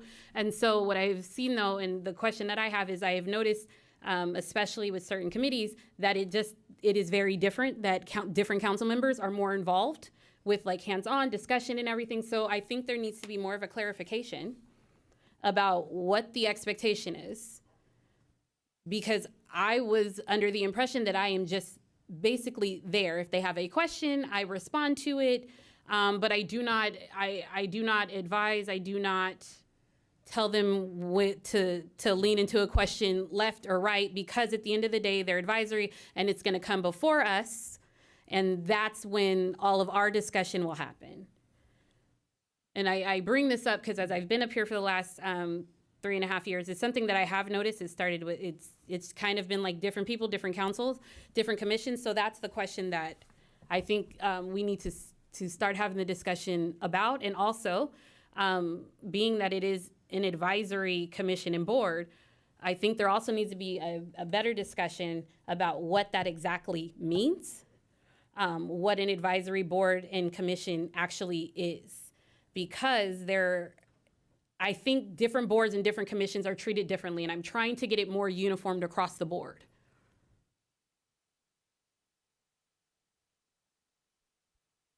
And if I can add on to that, I agree. I agree that we definitely need to have a discussion on this, maybe a future meeting, one of our upcoming meetings. We can have a full-on deliberation on this. But I do agree that we'd need clarity because from my experience, I'm in the same situation where, going to these meetings, and at least my understanding is that we're there to just kind of help and support, right? We're not there. Our duty is not to guide them or, steer them in one way or another. That's why we appoint the residents to volunteer on those boards so that they can make the decision. They can deliberate without the council having input, because their recommendations come to us. And then when it comes to our agenda, that's when we have the opportunity to, change things and approve or deny and et cetera. So I think it would be good. It would be healthy to have a conversation in the near future. And do we need to be there? I mean, that's another part of the discussion, right? So that's a good question, because other than like Councilmember Bernard said, at least for me, I don't know the rest of my colleagues, but when I'm in these meetings, if there's a question that maybe needs clarification, usually staff can take care of it. There's always staff there. There's 2 or 3 staff members in each of those meetings. Usually staff can take care of it. If I do speak up, it's just to kind of add on or make some extra clarification, just minor. But other than that, it's maybe giving some closing comments at the end, saying thank you, and that's about it. Because I want to let them do their work without me interfering. So yeah, I agree, and hopefully we can have a conversation soon. I handle mine the same exact way, but I have been told that they appreciate the council being there because it shows interest in what they're doing. And you're right, we should not be making decisions, guiding, steering, suggesting, anything like that. We're just there. But at the end, we do make comments, and they appreciate us being there because they feel important enough for a council member to be present. So I don't mind staying on them, but I do agree that we're just there as a body breathing, and if they have questions or comments at the end, and then we leave and they take care of business. We're not a voting member at all, so. Right. So for my Environmental Historical Preservation Commission, where, I mean, I was just looking at it, and I have perfect attendance until next week when I will be away for our meeting for the first time this year. But that commission has had a lot of change. So there's been a lot, I've participated in a lot where I'm sitting and they're saying, well, you saw the flags, they want to bring the flags, they wanted to, we sent down, like, should we consider, what was it that we asked them to do? So where there was a lot of back and forth with that commission. And now it's moving on to, like, they're working on Earth Day, and they're starting a educational part of their meeting. So now every other month they'll have somebody, a guest speaker, come and speak either on environmental or historical issues that have to do with the city. So that's how that commission runs. Whereas the utilities, right, I sit, we get a presentation, the commissioners usually ask 1 or 2 questions, and we spend the first 10 minutes waiting for quorum. So it's different on each of the commissions. And library runs itself. That's the only other commission I've ever been on. And I was on that as a commissioner, as the vice chair, as the chair, and then as the council liaison. So, and that became very interactive when we were doing the little libraries, because we were assigning libraries and trying to decide, like, should I be on them? I was like, no, you guys should do it. So there was a lot more interaction when we have like projects going on. But other than that, then it's just usual. As usual. That's how my commissions are. And I've never been on any of the city council subcommittees because they meet in the middle of the day because I work. Well, thank you. Thank you for the input there. And maybe at a future date, we can talk about these in a little bit more detail, just to kind of bring it back. For today, what's on our agenda before us is the appointments for these. And it's basically the same thing, but once the motion is made, we just want to clarify that the list will be changed so that WRCOG's primary is Councilmember Baca Santa Cruz, and Councilmember Baca Santa Cruz is the only primary. The alternate will be myself, so Bernard should not be in that primary box. And then the Arts Commission, it'll be Cabrera primary, Baca Santa Cruz alternate, instead of Bernard. So if there's no further deliberation, we can make a motion and a second. Based on that information, I motion to approve. I second. There's a motion and a second to approve with those amendments. Please call for the vote. Thank you, Mayor. Councilmember Bernard, Yes. Councilmember Delgado, Yes. Councilmember Baca Santa Cruz, Yes. Mayor Pro Tem Gonzalez, Yes. and Mayor Cabrera. Yes. Thank you. Thank you. That passes unanimously. And that brings us to our next item, K2, the Moreno Valley Unified School District presentation to the City Council highlighting ongoing educational initiatives in Moreno Valley. We want to thank the school board for being here, the school district for coming out to our meeting this evening. Thank you for waiting patiently with us. I know you've waited a while, but without further ado, I'll first hand it over to our city manager, Brian Mohan, to get us started. Thank you, Mayor. Thank you, council members. To further the collaboration with the various school districts and the college pertaining to our joint task force, we're going to go ahead and have the Moreno Valley Unified School District provide a presentation tonight on the various programs and services they provide your constituent youth, as well as Val Verde Unified School District will be in February, and date undetermined at this point for the college as well. So with that, I do want to turn over the mic to Superintendent Ruvalcaba, who has a team here to go through a very lengthy, but it will be quick. But there's a lot of information contained in it, and so it's a great collaboration with MVUSD. Thank you, Mayor Cabrera, City Council, staff, public in person and public that's visiting and watching virtually. Thank you for allowing us to be here. My name is Dr. Alejandro Ruvalcaba. I'm the very, very proud superintendent of an amazing school district, Moreno Valley Unified School District. And with us tonight, we have 4 of our trustees and a team of cabinet members and directors that are going to be sharing some of the amazing stuff that's happening in our district. We recently adopted a land acknowledgement statement.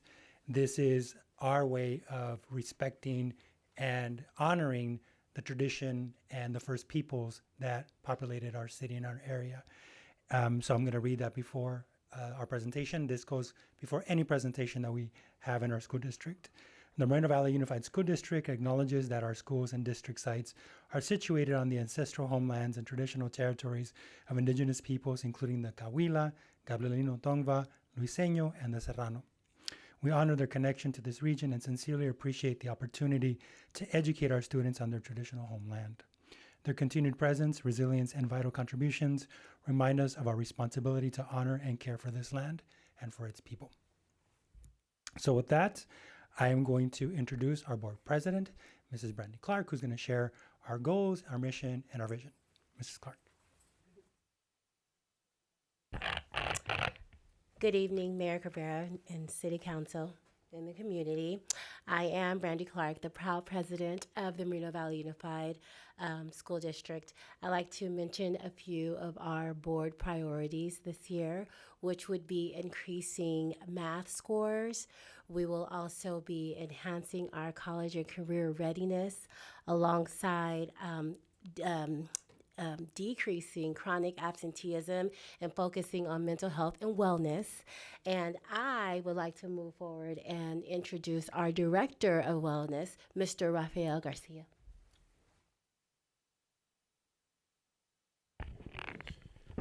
So before we do that, I would get in trouble if I don't introduce my other bosses. So I want to make sure that we do that. Vice President Samuel Luna. Clerk Rhodes Williams, and Trustee Joanna Leyva. Right. Now we can have Mr. Garcia come up and share, and I don't get in trouble.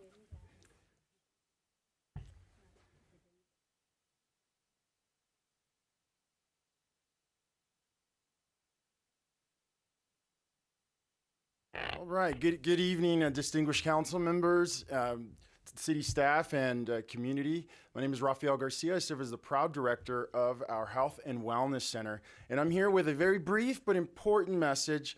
I really just want to cover two basic things. All of the critical work that our new Health and Wellness Center, that our district's Health and Wellness Center is taking place, that is carrying out every day. And to ask that for your help, for your support, to really help spread the word. If you know the movie Field of Dreams, there's an old quote in the movie: "Build it, and he will come." I'm working on a catchy quote myself. It's, if you're going to build a health and wellness center, make sure you partner up with county, city, community organizations, and launch a multifaceted awareness campaign so that they will come. Not as catchy, I know. I'm working on it. You're going to hear some great things from our team today about all the work that we're doing to meet that mission and vision for our community, for our students. But I believe the work that we do at the Health and Wellness Center, it's on the screen there, really sets the foundation. We know academics are the meat and potatoes of what we do. We see our work, whether it comes to social, emotional, and physical wellness, as that plate upon which those meat and potatoes rest on. We know that our students can't reach achievement and self-actualization until their basic needs are met: physiological, safety, belonging, and love. So we start with this important question, and our Board of Education has been very forward-thinking, our district leadership, and asking this question over and over. And that's, how do we create an ideal environment for our students to reach that success? And so we know in Moreno Valley we have tons of needs, and we start with identifying those needs. We run different surveys and just pull different data just from our walk-ins at our Health and Wellness Center, which is what you're seeing there on the screen. And so the message here that I'd like to relay is that the needs are vast, especially when it comes to mental health, food insecurities, clothing, hygiene needs as well in our community. And we see thousands of families every year. In 2025, we exceeded 20,000 families for the calendar year. And so with those needs, we know the needs are high. We'd like for this here to serve as like the bat signal, if you will. We have support in our district. We partner with community organizations, so it's not just a burden on tax dollars. It's not just coming from the general fund. We really want to make sure that it's sustainable and that we're protecting these resources. You can see here, we call this our resource matrix, where we look at all the different areas of support that we can offer our families and how they can access that. And actually at the bottom of this chart, there's actually a QR code. And so we need to make some updates with the new calendar year. I'd like to come back or share this so that we can post this. And I know you mentioned some of the committees that you're on. Maybe we can even disseminate that information. Because really, when our vulnerable families need that support, we want to make sure that they remember that our school district has resources available. And we do lots of outreach and engagement to really try to spread that word. And I see some familiar faces on the dais and city staff. And particularly wanted to say a big shout out to council member Mr. Delgado for being an active volunteer. He actually went through the whole paperwork and everything, so he's a legit volunteer at our Health and Wellness Center. Fingerprints and everything, and you should have seen him work our Bountiful Harvest and in a different event that we had for our food distribution. Our families are in dire need, and we really appreciate the support. But these are just some of the ongoing engagement activities that we do throughout the school year. And it's all about making sure that we not only maximize our resources, but we protect them through partnerships. And so you're gonna see that we are powered by our partnerships, and the city, your support is among the top of those partnerships. So thank you for your ongoing support. And these are just a few more partnerships that we wanted to share. And then just really briefly, looking ahead, we are really proud of an additional project that we have. Plans are already underway to retrofit 2 of our buildings to provide primary health care services at our Health and Wellness Center. So we're talking the whole gamut of physical, mental, social, emotional resources for our students. Thank you for your time. And it's now my pleasure to introduce our Chief Business Official, Susanna Lopez. Hi, good evening, everyone. Thank you for having us. Again, I am the proud Chief Business Official at Moreno Valley Unified School District. I have the pleasure of overseeing 7 departments, which are all operational. So a lot of the work that is done in the business division is behind the scenes. However, there are some areas that we want to showcase, and that specifically would be in the facilities department. So first off, we do want to thank the entire Moreno Valley community for their support of Measure X. Measure X was the general obligation bond that was passed at the end of 2024. That we were able to issue $240 million in additional revenues to help with our facility projects. And so thank you to the entire community for that support. This evening, I want to highlight some of the projects that have been completed recently. We're going to start off with one of our oldest schools, Midland Elementary. And so when you take a look at Midland Elementary, this is a school that is closely approaching a modernization date. However, we wanted to make sure that we took advantage of some of the ESSER funding that the district received to accomplish and be able to do some of the projects at this site. So if you were to visit Midland Elementary and you walk into the campus, what used to be the library, as well as one of the older classrooms, has been turned into this innovation center. This innovation center is the very first in our school district. It's nearly 3,000 square feet, and what you can see from these pictures is that not only have we turned the inside into a more modern educational fit, but we also have some outdoor learning space. This is our first elementary school site that has the green room, a media center, and the outdoor learning space. And so we are very excited to be able to collaborate with our partners in educational services to be able to provide these facilities so that we can create some of these programs. And so this is our Midland Elementary Innovation Center. In addition to that, if you drive by Midland today, you can see that there is a new much needed parking lot that was expanded and allowed for a much safer bus drop off as well. Up next, we have Sunnymead Middle School. This is a school that went through a number of modernization as well as additions. A school that has portable buildings that are slowly being removed from that campus. And the highlights of this project were a brand new multi-purpose room. And so the multi-purpose room has a stage where we're able to have band performances. And that coincides with the fact that we also have a VAPA building at the school site. So if you were to drive by this campus, you can see here in the pictures, it has a focus on visual arts and performing arts. And this building is what used to be the old nutrition area on this campus. And now we have a brand new kitchen, much needed kitchen. And so our students are able to enjoy the outdoor area right next to the kitchen that is much larger, so that we're able to provide healthier meals for students.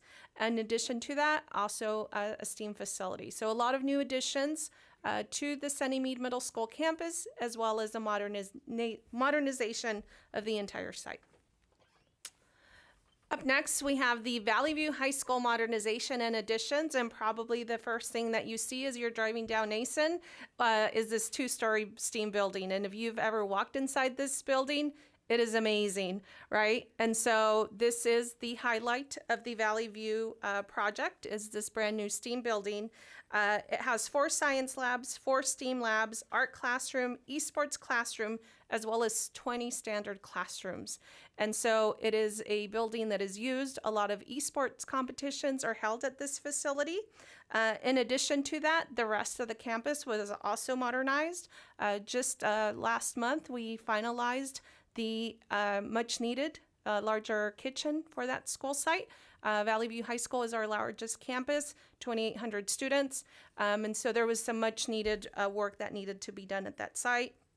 Also transformed the library, upgrades to the administration building. And what you see here on this picture at the far right is just, you walk in and it really has a feel for being more of a college campus. So very excited and proud of the work done here at Valley View High School.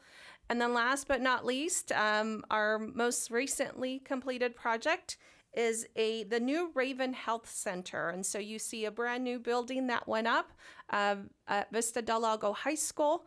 And so as you're driving off LaSalle, you can see we have 19,000 square feet that are dedicated to health and emergency services education. And so in a partnership with our CTE program, being able to expand and being able to provide 2 emergency response classrooms, 2 public health classrooms, 2 practicum labs, as well as being able to provide hands-on training and real-world experience.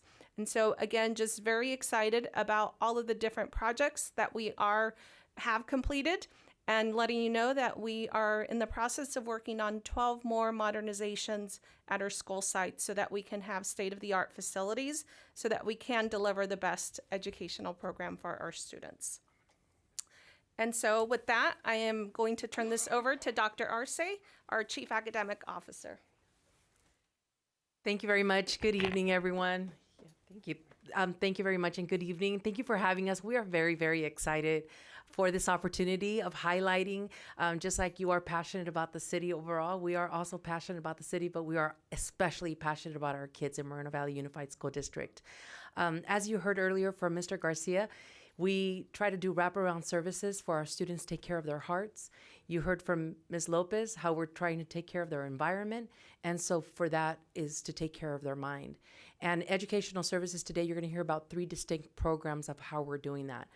For the first time ever, we have record numbers of how we are improving achievement in Moreno Valley Unified School District.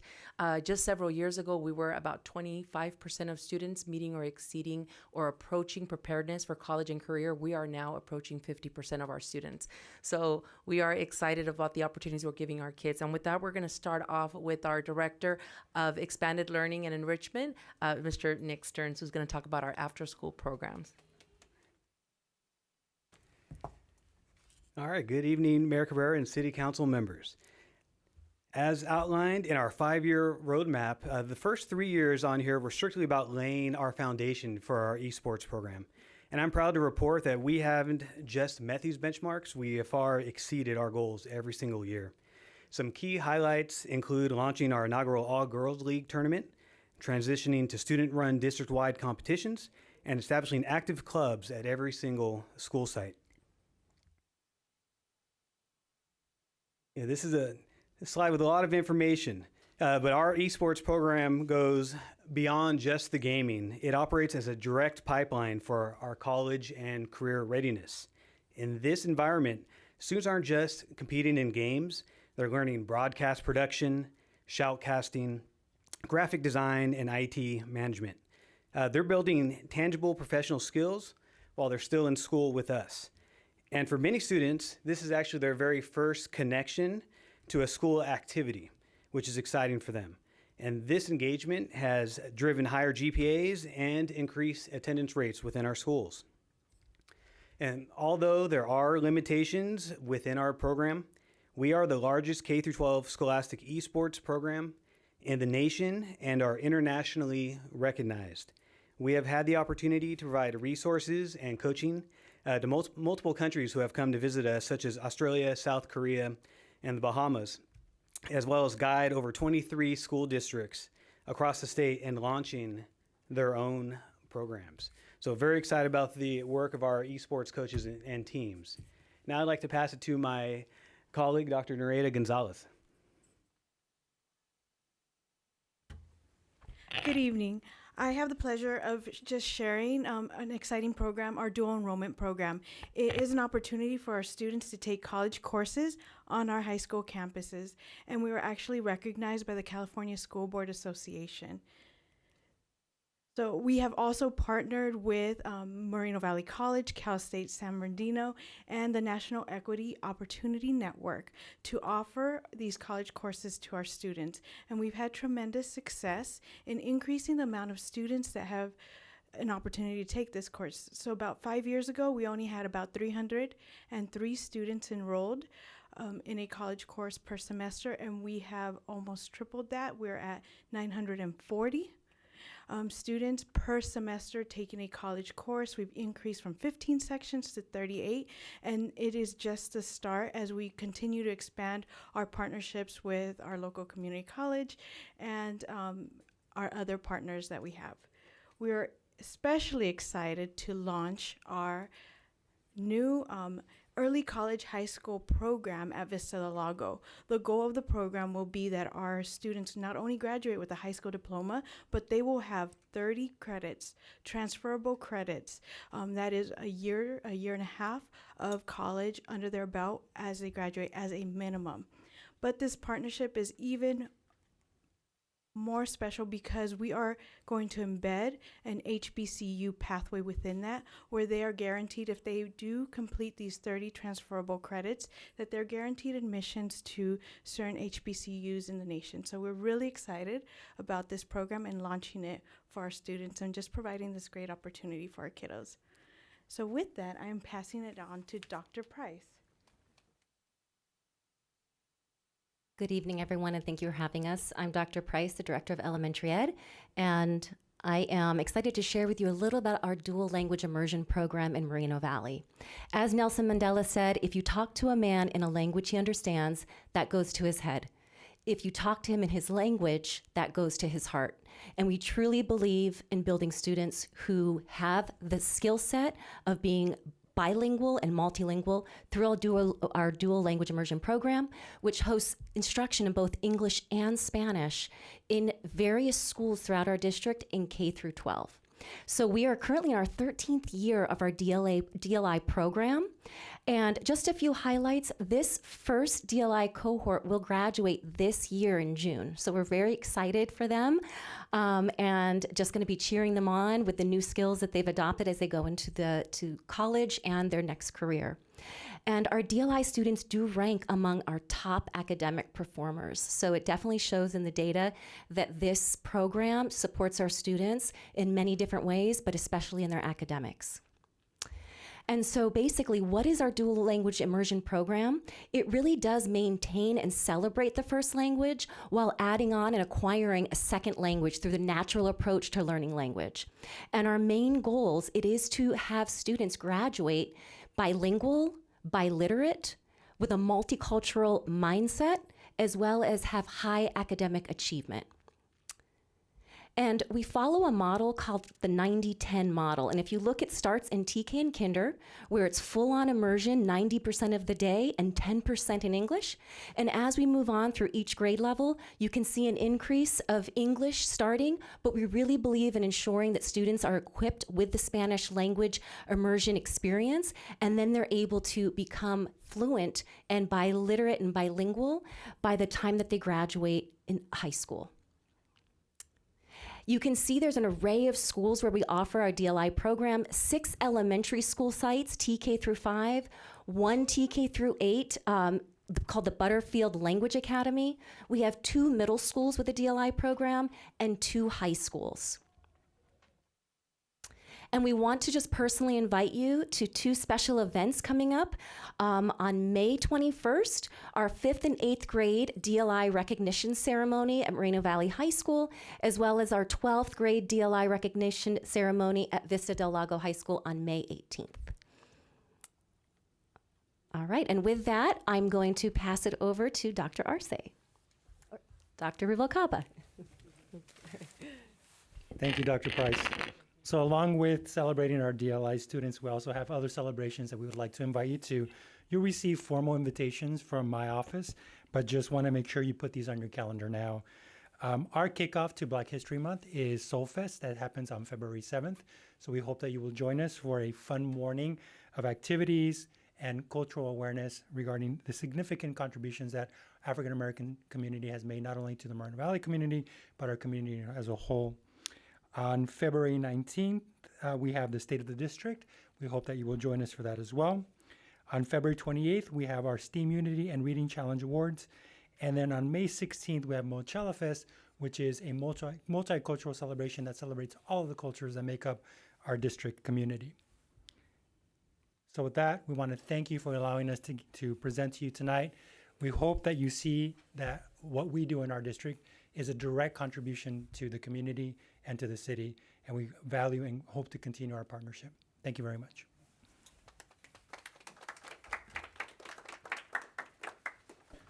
Thank you very much to the superintendent, school board, and all of the MVUSC staff, the team that came out for that presentation. Really appreciate that. And at this time, we will bring it back to the dais for council questions of staff. If someone maybe wants to stay at the mic just in case, or just to be ready in case there are any questions for the school district.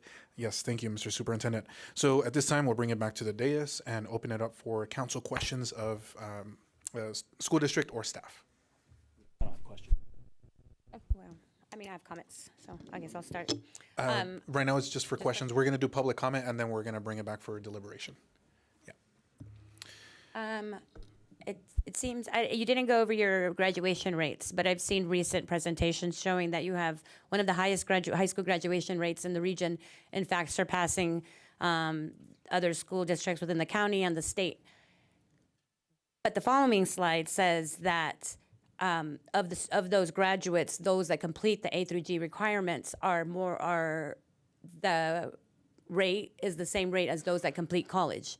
So although you're graduating 90+% of your students, only like 46% are completing A through G requirements. What are the other students receiving? Like, what are they graduating with? Like, what can they do with something other than an A through G high school diploma? So thank you, that's a great question. You are correct, we have the highest graduation rate of any district locally. That's especially true for alternative sites as well. But the graduation rate criteria is not the same as A through G. A through G criteria are those specific courses that qualify a student to be eligible to enter CSU campuses and UC campuses. A lot of our students choose not to take that pathway. They're interested in career technical education. They may be interested in attending a private university. They may be interested in going into the military. All those are extremely viable careers. And so that's why you see the discrepancy between the two. Regardless of that, our mission continues to be to prepare kids for A through G. That way they can decide to choose whatever they want. They have multiple opportunities when they leave us. That is a gap that we're trying to close, making sure that the graduation rate, the A through G rate matches more the graduation rate. Again, more opportunity for our students in our community. But like, can you talk about like a specific subject, like say in math, the A through G requirement is what, like maybe like algebra or something? So is it that they're completing 4 years of math, but just not at the level to move into a CSU? Or It's 2 years of math. That's a certain level.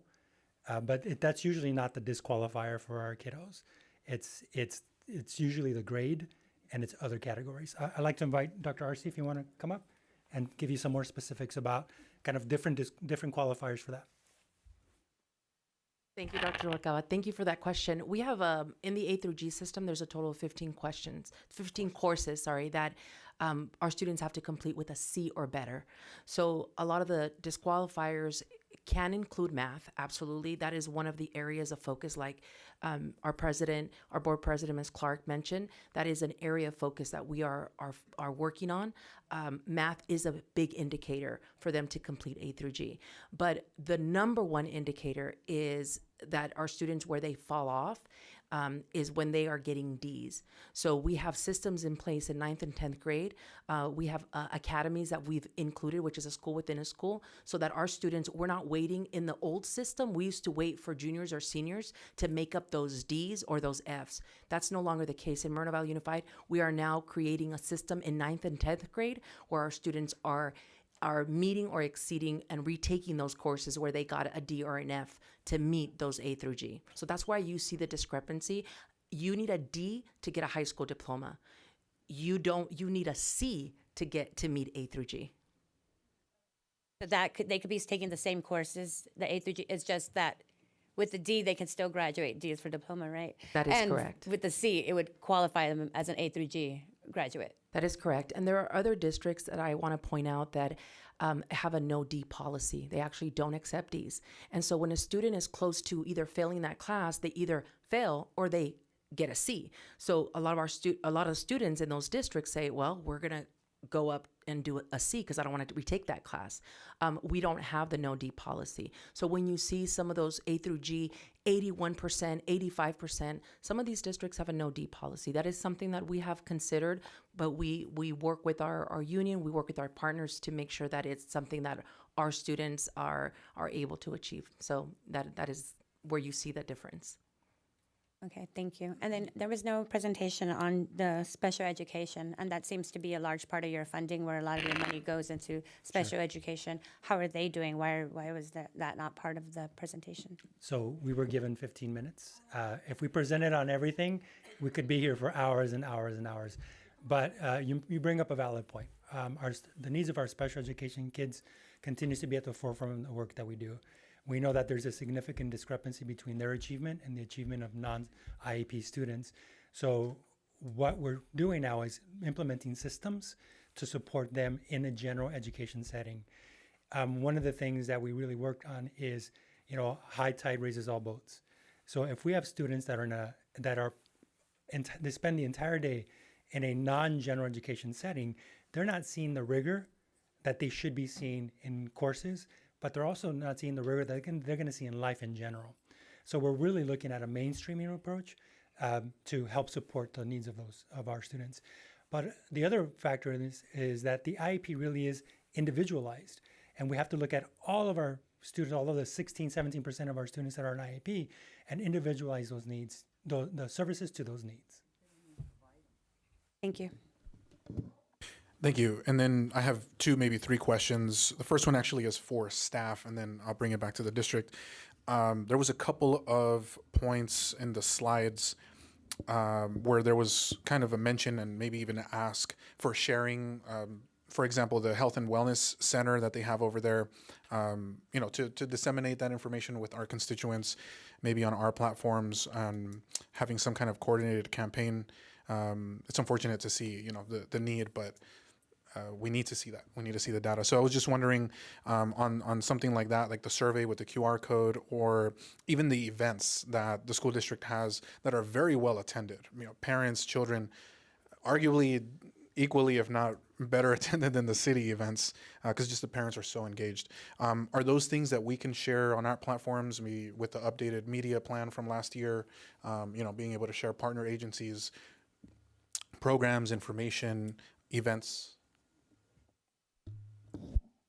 as they are part of the joint task force, the entities, which would be the college, the two school districts, the police department on Val Verde side, state park rec departments and so forth, those would be considered partners of the city. And I would, off the top of my head, I'm assuming that if they are partners, we would have had included that in the media plan that was approved by council in August of last year. But I wouldn't want to speak out of turn and commit to that without reviewing the plan, even though it's in my backpack. But we will let staff know, or we'll let council know via email tomorrow. We do give a report every other month on the school task force, either I or Councilmember Bernard. And it's a really long report. I mean, I could add more if you want. I've heard you say it's a long report as it is. I'll leave that up to you if you want to. I think what I was thinking was more like our city's social media pages, sharing kind of like in emergencies, for example, we share CAL FIRE, infographics, things like that. And then our city's events calendar, that's publicly available, to make sure that we have those events on our calendar as well, just to further augment the work that you're doing. Well, and with city events, we do have a software solution that we'll be rolling out here in the next few months. It's called With, but it is a citywide calendar where it will be one calendar that holds a multitude of events, not only cities, but also for our partners as well. Perfect, thank you. And then my maybe last question is for the school district. On esports, I mean, there was a lot of exciting things. Love to see a lot of that in the slides. But esports specifically, speaking as, when I was younger, I used to play a lot of games and sometimes had to, mom had to take it away because, I had to study and do my homework. But back in, those days, 15, 20 years ago, we didn't have the same opportunities that there are today for careers, for job placement, et cetera. And so my question is, maybe I missed it on the slide, but do you by chance have any data on, job placement or, the students that participate and go through the esports? We see that they have higher GPAs, they have lower absence rates, but do you by chance track, how many of those students end up in the esports industry or even other similar industries like drone operators or the military or anything else like graphic design and all of those, software engineering, et cetera? Do you have any of those data points? We don't track that formally, but it's something that we're looking at doing as esports continues to grow and that field in general continues to grow. We're looking at potentially looking like a clearinghouse, where we track students that go to universities and things like that, so that we can track the progress. It's who would have thought that playing Atari, right, would get people careers, these amazing careers that make people millionaires and billionaires. But you bring up a really good point because it is a completely not only viable field but a growing field. And people don't think of the other components of esports. Usually you think about the gamer and the controller, but there's graphic design, there is computer science, there is advertising, there is podcasting. There's so much that goes into it that are viable, continue to be viable fields, but that is something that we're going to track. And if you don't mind me going back to the question you asked about our wellness center, Mr. Garcia did a good job of making the appeal, the ask, which is we need your support. I want to bring some poignancy to it and maybe more of a resonating call to action. We have rooms full of clothing and food and supplies. And although we love having rooms full of that, we would rather have empty rooms, which means that those supplies and those materials and that food is going to families in need. We know that there is need in our community. They just don't know that we're here for them. So that's why I appreciate the question you asked of the city. If you could put us on your platform, we would be so appreciative because we can reach a broader audience with that. Yeah, definitely. And we get a lot of inquiries as well, emails, phone calls. People come to our meetings and let us know, hey, we need food, we need shelter, et cetera. So, hopefully we can find those opportunities to disseminate and share that information as well. And when the data is available on, graduation rates and job placement and all that on esports, would love to see that. And then just to kind of close it out on questions, just on esports, I did a quick search on data. As of 2024, it's a $2 billion plus global industry now. By 2030, it's projected to be $7 to $8 billion industry. 47% audience growth since 2020. And it's just going to continue to grow. And so, appreciate you guys, and let us know where we could get those shirts. I need to get me one of those. Oh, we actually, that was the last piece that I wanted to end with. So if I could have our entire team stand up, and if you can. So part of what we hope that you took away from our presentation is we're doing a lot of work on culture, and it's pride work. And this is an amazing community. We are not perfect by any means, but we strive to perfection, and we're not going to sacrifice progress for perfection. But we are, this is a motto that we had recently adopted, and it is that I am Moreno Valley. So every single one of our team members is wearing a shirt today, and this is something that we espouse and we end a lot of our meetings with. I know you've been at our meetings where we've basically end the meeting by everybody saying, I am Moreno Valley, because we need to believe that this is an amazing community and has amazing opportunity and potential. And if we don't believe that, our kids are not going to believe it. So that's something that we want to continue to work on, is that culture work. So. Thank you. It's beautiful.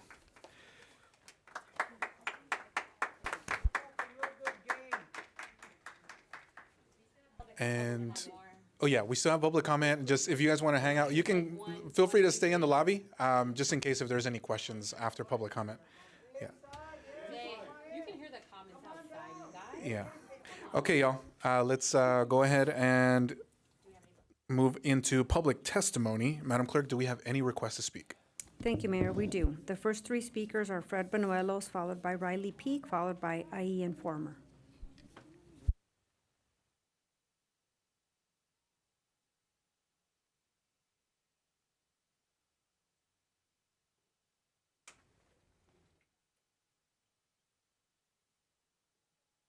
First? Oh, sorry, I didn't hear. I was too upset that they didn't stay here.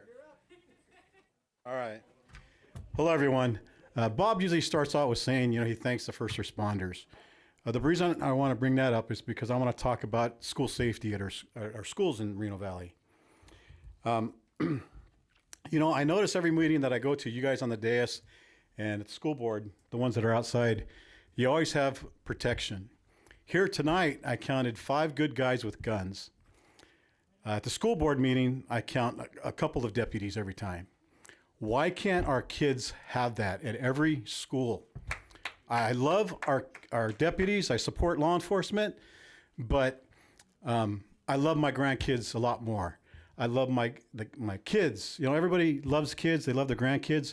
We need that protection at our schools. When seconds matter, we shouldn't have to wait minutes for first responders to get there. We need somebody at the school to protect the kids, everybody there, before something happens. We would have a great deterrent at our schools if we had this. I want to see this happen in Moreno Valley. I want evil to not come to our city, because they're going to have this big deterrent. They're going to find out that we have an armed, trained personnel to pretend to get active threats. They'll go somewhere else to do their evil. The schools have fire extinguishers all over the place, so it's be proactive.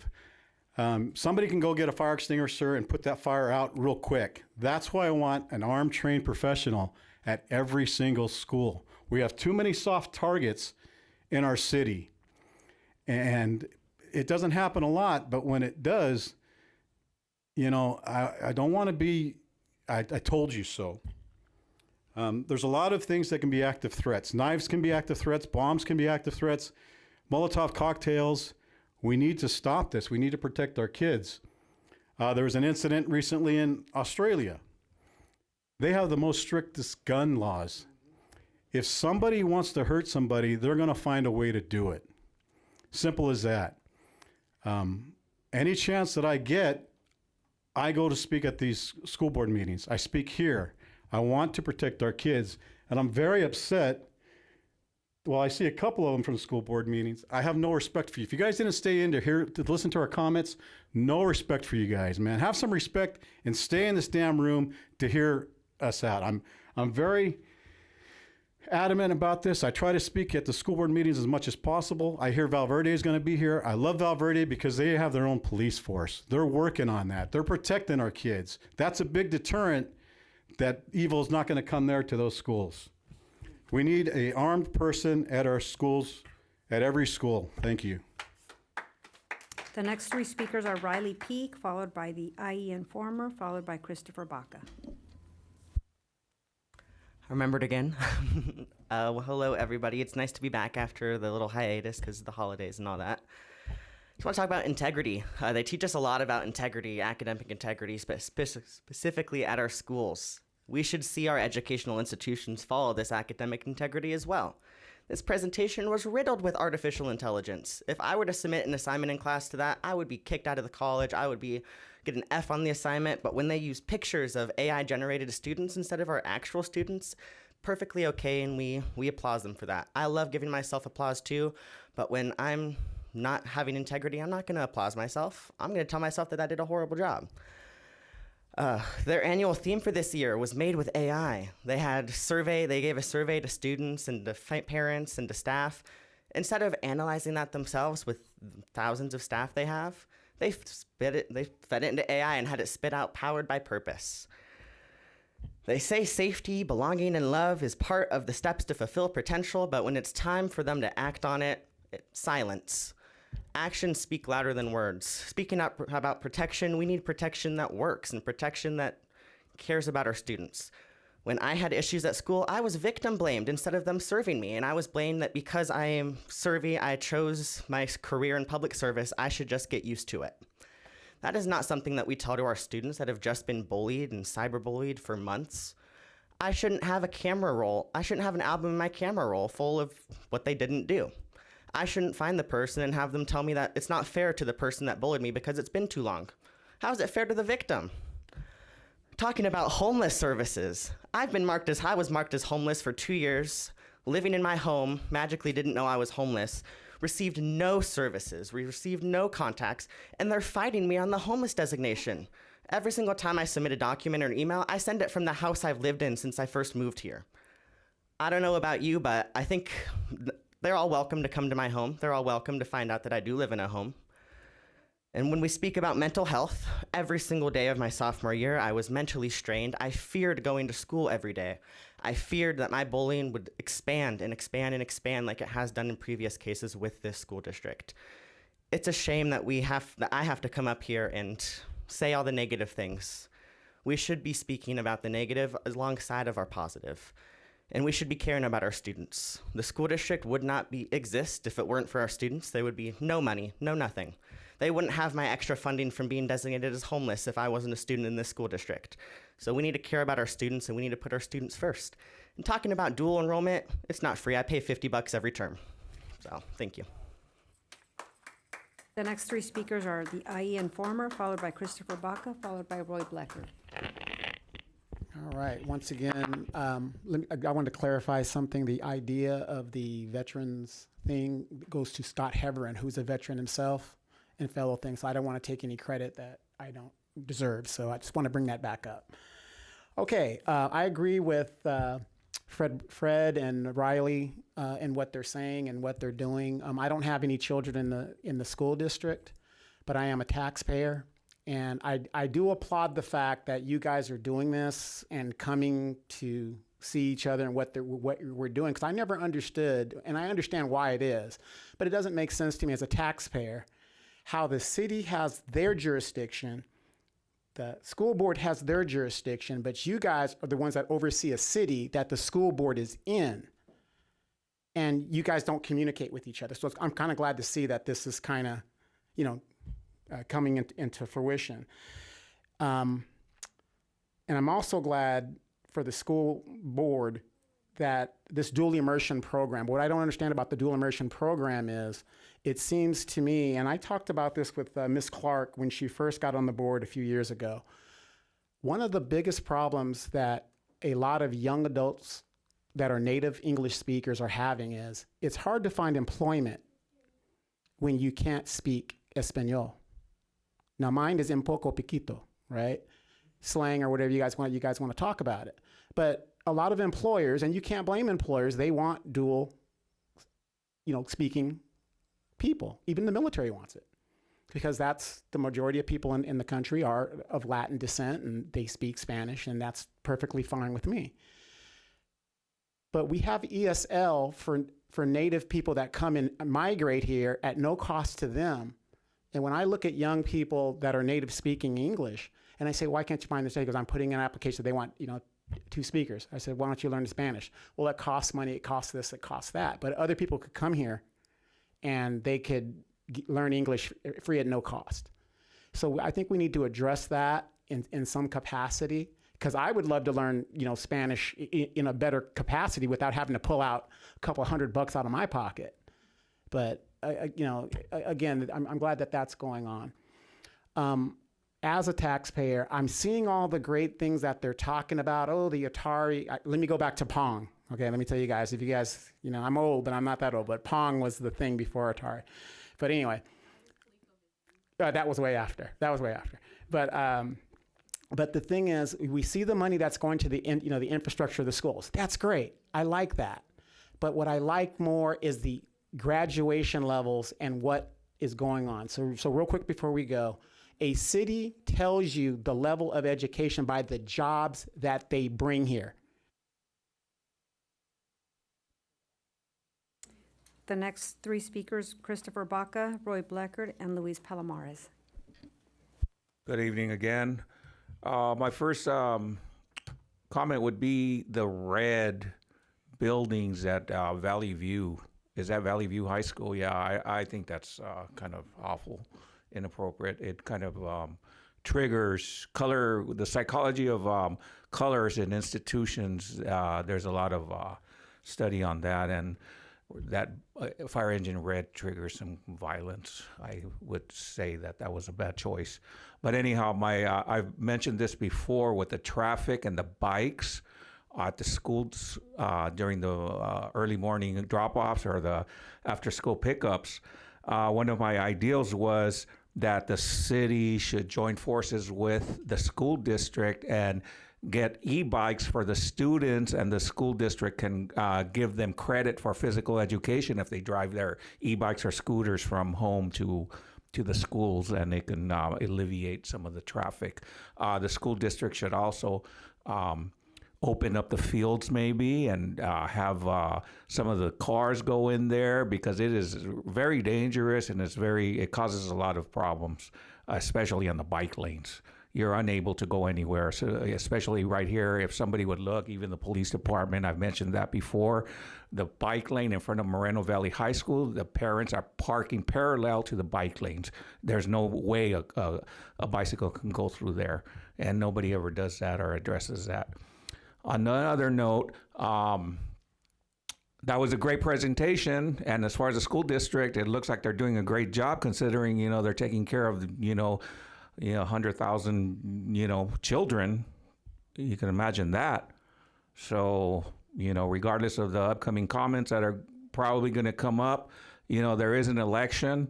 Roy Bleckert for school board. Maybe you can fix what you claim is the crime syndicate. You can get in there and fix it if you're so concerned. Also, the other community activist, let's see her run for office for the school district instead of bitching. The next 2 speakers are Roy Bleckert, followed by Luis Palomares. To be accurate, the depiction of the stairs should have shown them as broken. Because the crime is we have failed our kids and community. Midland School, know it well. 40 years apart, you have somebody on one of your commissions. We were standing outside after one of these meetings, and he said, he went through K through 12 here 40 years later, said, I didn't even learn single-digit fractions till the 10th grade. I said in 69-70 at Midland School, You did not go from the 3rd grade to the 4th grade unless you learned single-digit fractions. That shows the example that Elena brought up about the math scores and everything else. This is where we have failed the community. And again, they got the name wrong, and this is why the name should be at the first Moreno Valley Unified Crime Syndicate. UC San Diego, 1 out of 8 kids not even could do basic math. 1 out of 12, not even remedial math. Shows the graduation rate is up in this. The point was made. Where's the results?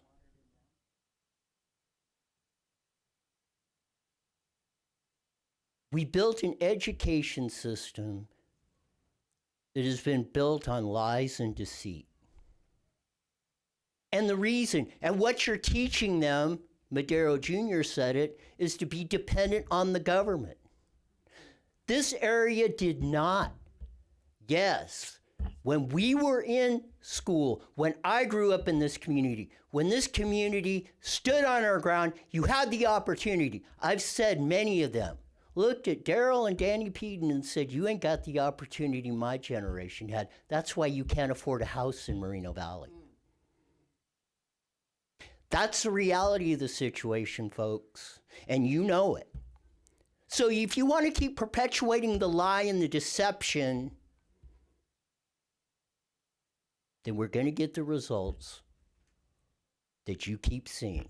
There's no way to candy coat it. There's no way to sugarcoat it. The only way it changes is if you face reality and you deal with it. Because everyone deserves a better opportunity that I had, you had, in the next generation. And that ain't happening the way we're going. Change it, and change it now. The next speaker is Luis Palomares.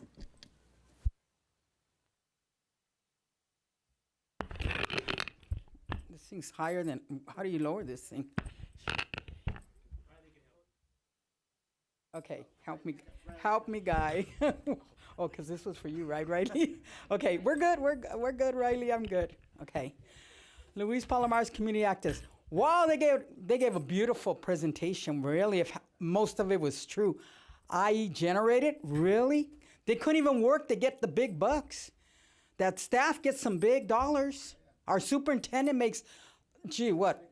A lot of money. I don't know exactly, but it's a lot of money. And you know, they come up here and they say, we're doing this, we're doing that, really, I don't believe half the crap they're saying. And how many students are actually able to get the resources that they're talking about? And the superintendent, Dr. Rubalcaba, is saying, oh, wow, maybe we could connect and we could get our information out. You know what? When they want to run a bond on us, on our houses, that our taxes, if we owe $600,000 on that house, well, now we're paying $600 more a year because of that bond. And it's all great. Build your buildings, do all that. Wow. But they sure get that information out over and over and over. They send it home. They preach it. They tell you over and over again. They send all the mailers out, how our kids and our schools, and wow, how great it's going to be. Why don't they do this for all these programs? A lot of parents don't know about a lot of this stuff. The Resource Center, a lot of parents don't even have a clue about that. They don't even know it exists. Where's the information? That's the problem. Where's the information, Dr. Rubalcaba? Where's the information, Brandy? All these other board members? Where is it? Mrs. President of the board, again? What are they really doing? Our special need kids, when Baca asked, Santa Cruz says, what about the special need kids? Oh, Rubalcaba said, we only had 15 minutes. Really? They're always in the bottom of the bucket. They're always on the end of the line. And all the money and the resources we get for them, we don't even supply them. We can write a pretty IEP, educational, but half of the stuff isn't even implemented. They just put it on the paper to show it to the state. That's what they do. I'm an activist and I'm an advocate for kids in this district. They're always denied services all day long. And it's sad. You have to fight for them. And parents that don't know the language or don't know about it, They don't know how to fight for their kids. And it's sad. The district should be fighting for our kids. They get the money and the graduation rate. Oh, wow, we got the graduation off the hooks here. Give me a break. They lowered the standards so bad, so much, so low. Wow, everybody can graduate with the standards they lowered. But they're getting the big bucks. Ruvalcaba and the staff there, Lopez and et cetera, Mr., I think it was Garcia, he needs more help. He needs more help with the mental health. He's trying, but they won't give him more, I don't think. They're giving him a little bit. And do it, figure it out, Mr. Garcia. No, it's wrong what they're doing. Mayor, that concludes all of public testimony for this item. Thank you very much, Madam Clerk. And we'll go ahead and bring it back to the dais for council deliberation if desired. I just want to comment on the Health and Wellness Center, and Rafael was right. I do go up there often, and it's kind of like a bittersweet because it's sad that people need it, but it's cool and awesome that we have it there to provide for them. And he's right. There's a lot of stuff in there. So I think the campaign to get the message out is absolutely necessary, but we're working on it. And I want to thank them for actually allowing me to do it, because when we did the ribbon cutting there, I think they invited us and they said, hey, if you guys want to come. And I thought, that would be great to participate. So thank you for even opening it up to us and allowing us to do that. And I think as 26 rolls, it just opened, months ago. So as 26 evolves, I think it's going to be, the word will get out and it'll be a lot busier. So thank you guys, and thank you for what you're doing. I just want to comment on the upgrades on all the facilities. I think it's wonderful. I voted yes on Measure X because I value our students being in modern, safe buildings, and I've seen a lot of the construction you're doing, and I really appreciate it. Starting from the football field stadium at Canyon Springs, that was a dream for us in class of 93, that it finally came. So, and now seeing the upgrades in the joint use agreements with the pools and everything, this is, it's very important to recognize that we serve the same community and jointly we can do more. So I appreciate all the collaboration that we've had most recently with the joint use agreements, with, joining together and being able to attend each other's events as we expand opportunities for our students. So I just want to give you thanks for doing these upgrades and making sure that our students are in modern, safe buildings. The dual enrollment program, I want to ask that a lot of times we push the students who are going to college, take a college class, get ahead on these credits. But dual enrollment, I would ask that you push it to those students who may need credit recovery. A student can take a one-semester course and get all 10 units, high school credits, and this can help with both credit recovery and recognizing that although I wasn't a good high school student, a lot of not so good high school students excel in community college. It's a different world. And then once they get into community college and they take one course, it could change their outlook, especially those who are struggling. So when you look at the student and you have the form whether or not to allow them to go to dual enrollment, I would hope that you seek out those students who may benefit from credit recovery at the community college and who may benefit from learning that community college is possible, even if you're not the best student in high school.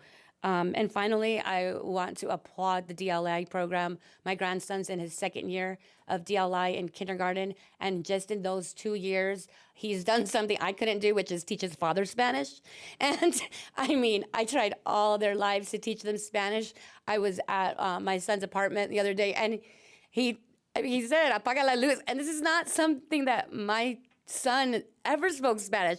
And my grandson and I both looked at each other, and my grandson, he spoke Spanish. I'm like, I know. So the DLI program has a special place in my heart.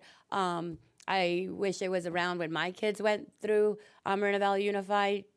Lorena's looking at her 10-year reunion, so I'm like 25 years ago. I know. But I'm happy that it's available now.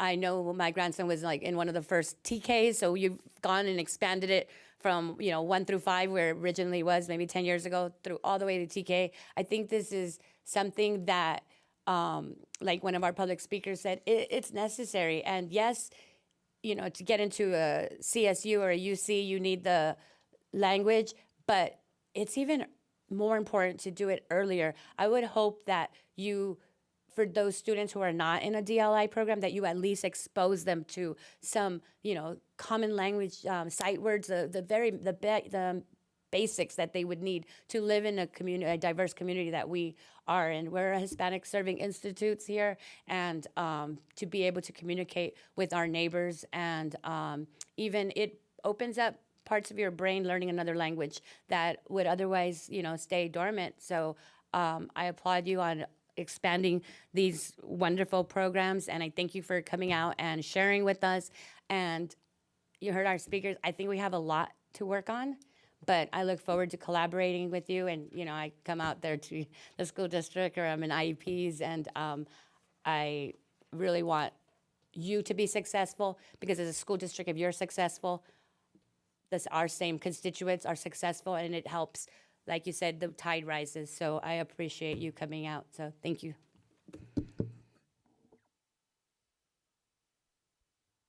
Thank you. I don't see any further deliberation, any hands raised there. So not to repeat what has already been said, but just want to say thank you once again for joining us this evening and sharing this information with us. This is once in a blue moon. This does not happen very often, but appreciate you all opening our eyes to some new things and refreshing our memory on a lot of the programs that you have going on. And super excited to see the health center over at Vista del Lago High School that's been under construction for a long time. So glad to see that that's finally done. Esports, again, this is something that is just close to my heart, because I used to play a lot of games growing up, and I just don't have the time for it anymore. A lot more important things to do now. But I know it could be extremely beneficial, as you could see, for our students and their future. And then also just the number of students, now high school students that I meet or encounter regularly, that are graduating high school or even halfway through high school with college credit, with 1 or 2 associate's degrees.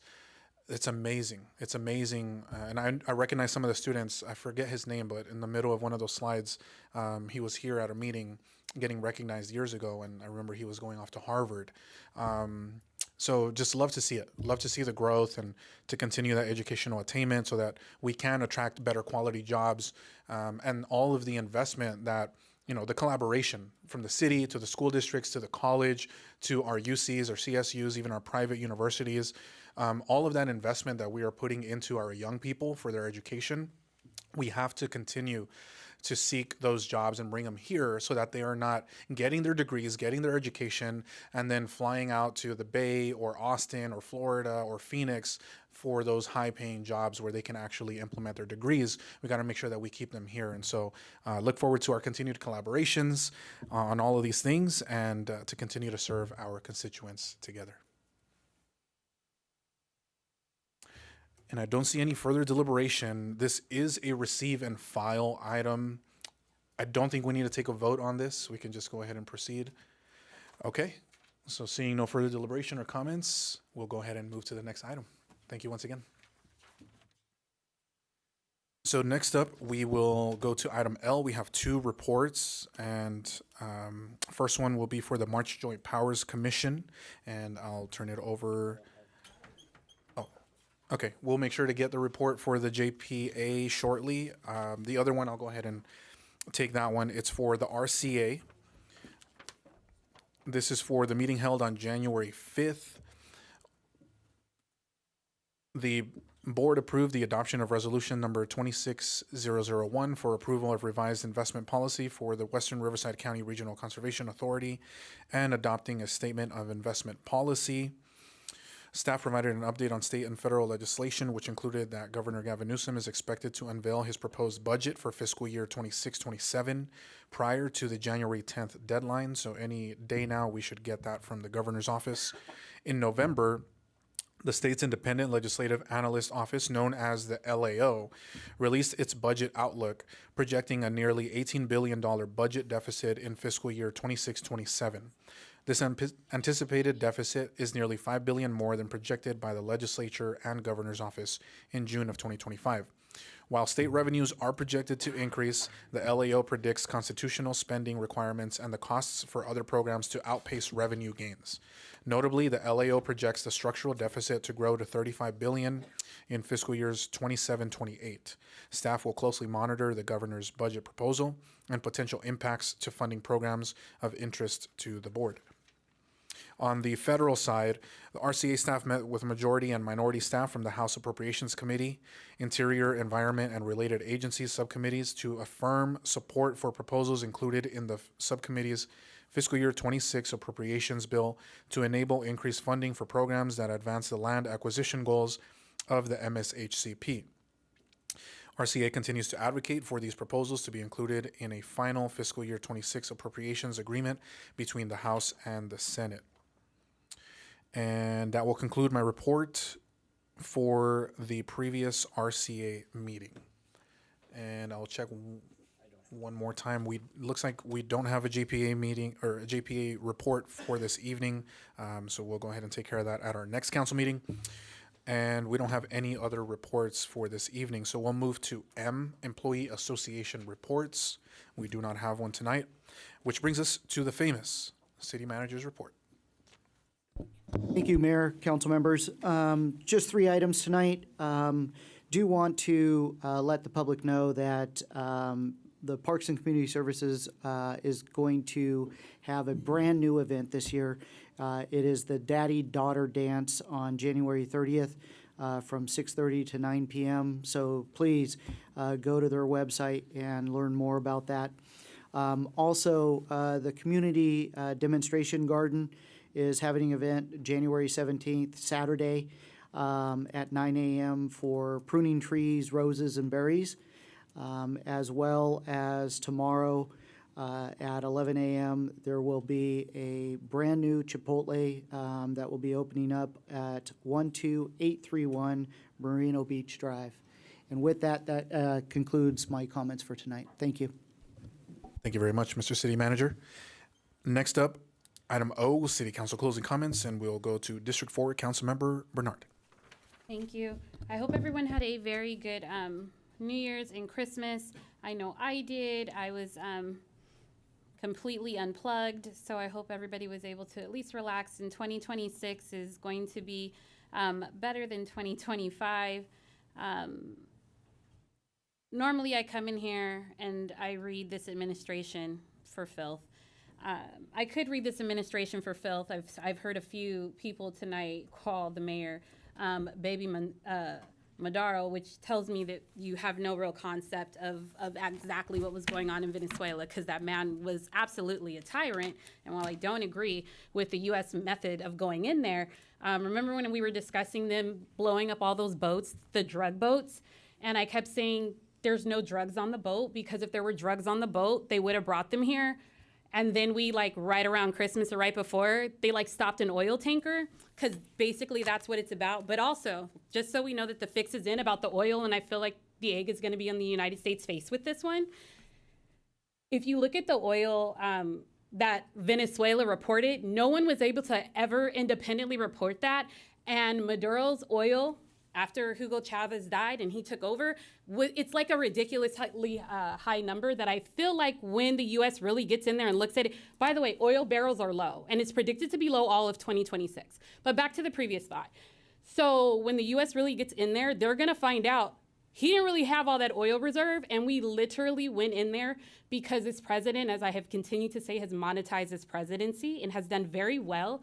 And he's like one of the only presidents that's ever enriched himself. But also, I now question what prevents China from running up into Taiwan and being like, we've always wanted you, girl, and we're just going to take you and bring you back. But, you know, only that fact that I'm a millennial and I've survived, 9/11. I've survived they have nuclear weapons in Iraq, because we've heard that a few times, and that didn't happen. We had the Panama Canal. We figured out Panama, how that went down.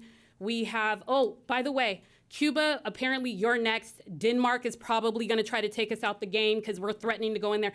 But if Trump is so like up there, I just am very confused as to why he did not push up on Russia or China, how he ran all the way up in Venezuela and was like, listen, I want your money, but I'm gonna leave the rest of your government intact. Like your second in command, your military. Oh, by the way, girl, Russia was there and took the second in command while y'all ran up in the building. When it all comes out later, just like, you know, when the US and Reagan were trading guns for drugs, we're gonna find out everybody was in on the plot. So I say all that to say I'm buckled up for 2026. Today is the 5th anniversary of January 6th that some people will say didn't happen, but I was sitting in my nail shop. It definitely happened. And, you know, if we weren't going to care about folks running up into the one thing we're supposed to protect in the United States and then letting the criminal pardon them all, and I don't care if you end up in my inbox, that man is a convicted felon. Shout out to the Supreme Court, though, because they made sure they gave him immunity, which actually might work in Maduro's favor because that same immunity may apply to him because they've already done it. But we're going to find out. I don't feel like I have enough faith in this government to continue to take care of the people of this country. If that is what America First is, sorry, that's impossible. Running up into other countries when you told us you were going to stay home, when you told us you were going to control inflation, when you told us you were going to lower the prices of eggs and meat and everything else. That's just not what it is. So I will end with James Baldwin, because we all know I love James Baldwin. And this kind of goes for everybody that sits here on the day in and day out.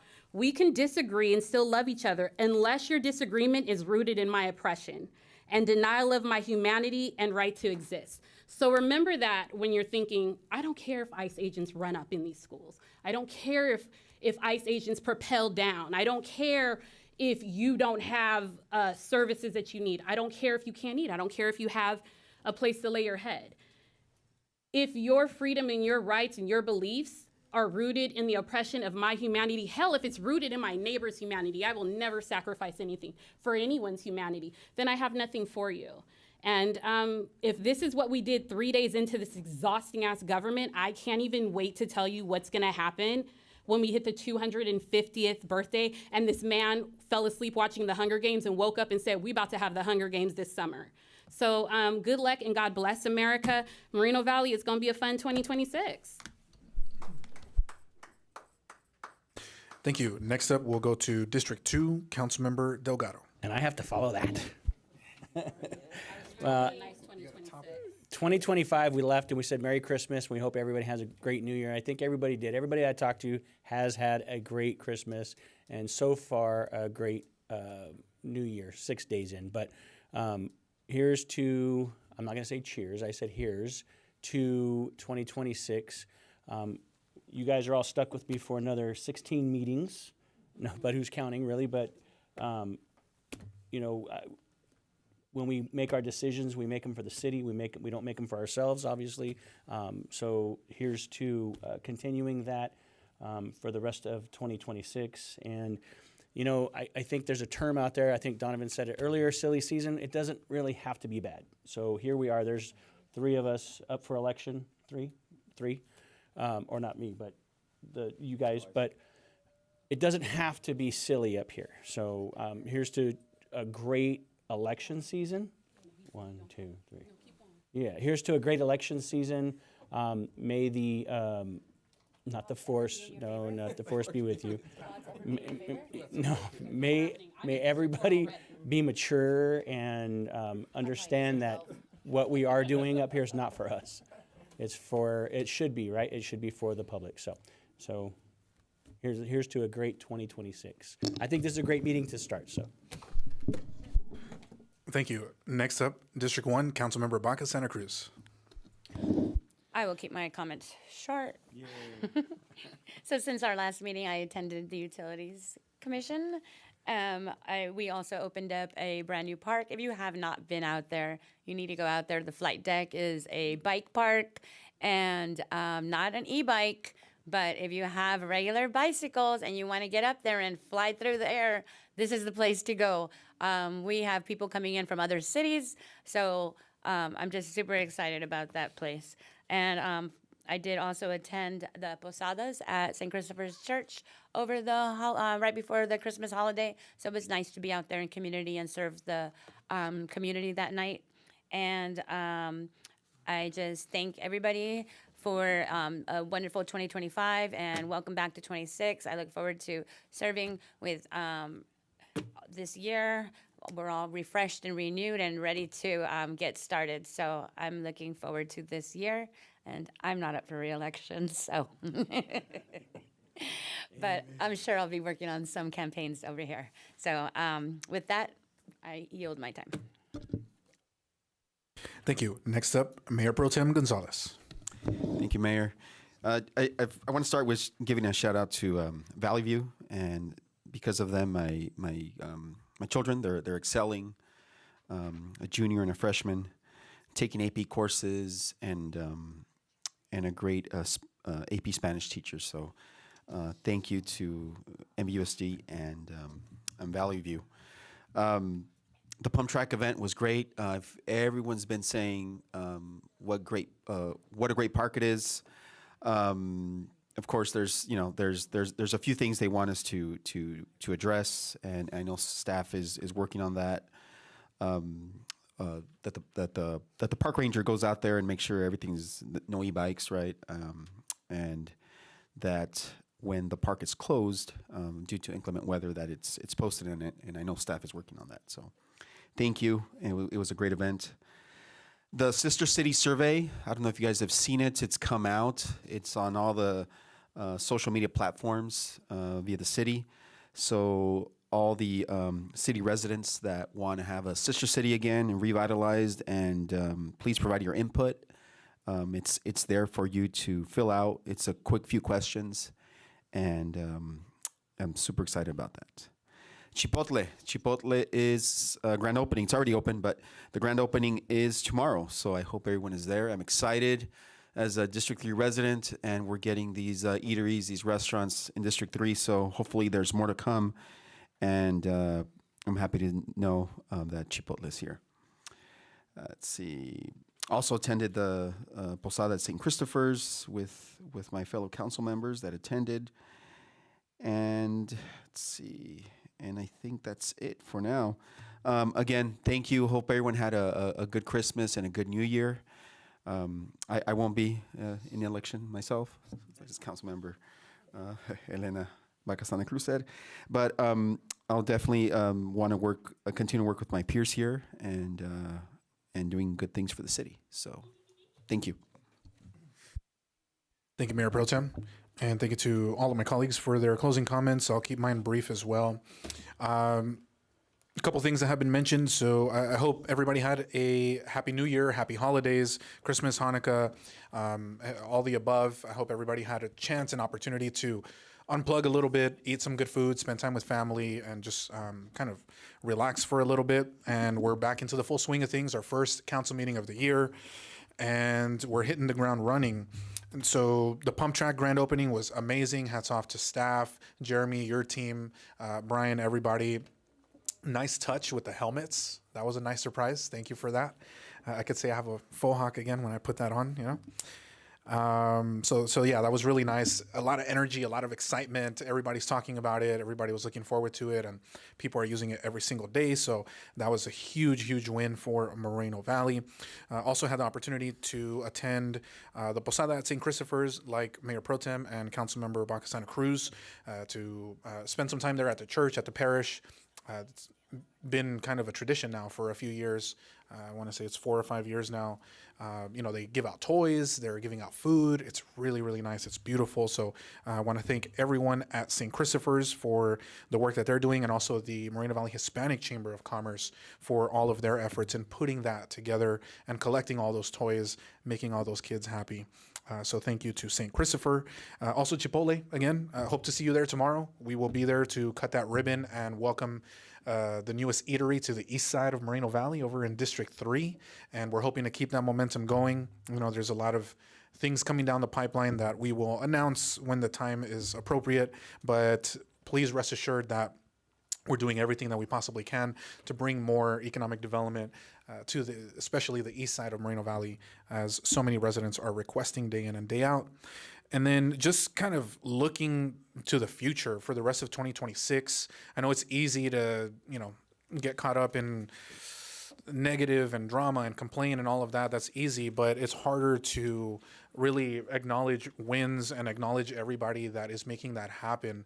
Looking forward into 2026, there's so much to look forward to. I know it could be so overwhelming to, in the morning, turn on your phone when you shut off that alarm, and then all the notifications and what breaking news is happening and all that. The world bombards us with so much every day, but we have to, be aware and filter a lot of that out, right? It's good to be aware and know what's happening around the world and what's happening around the country.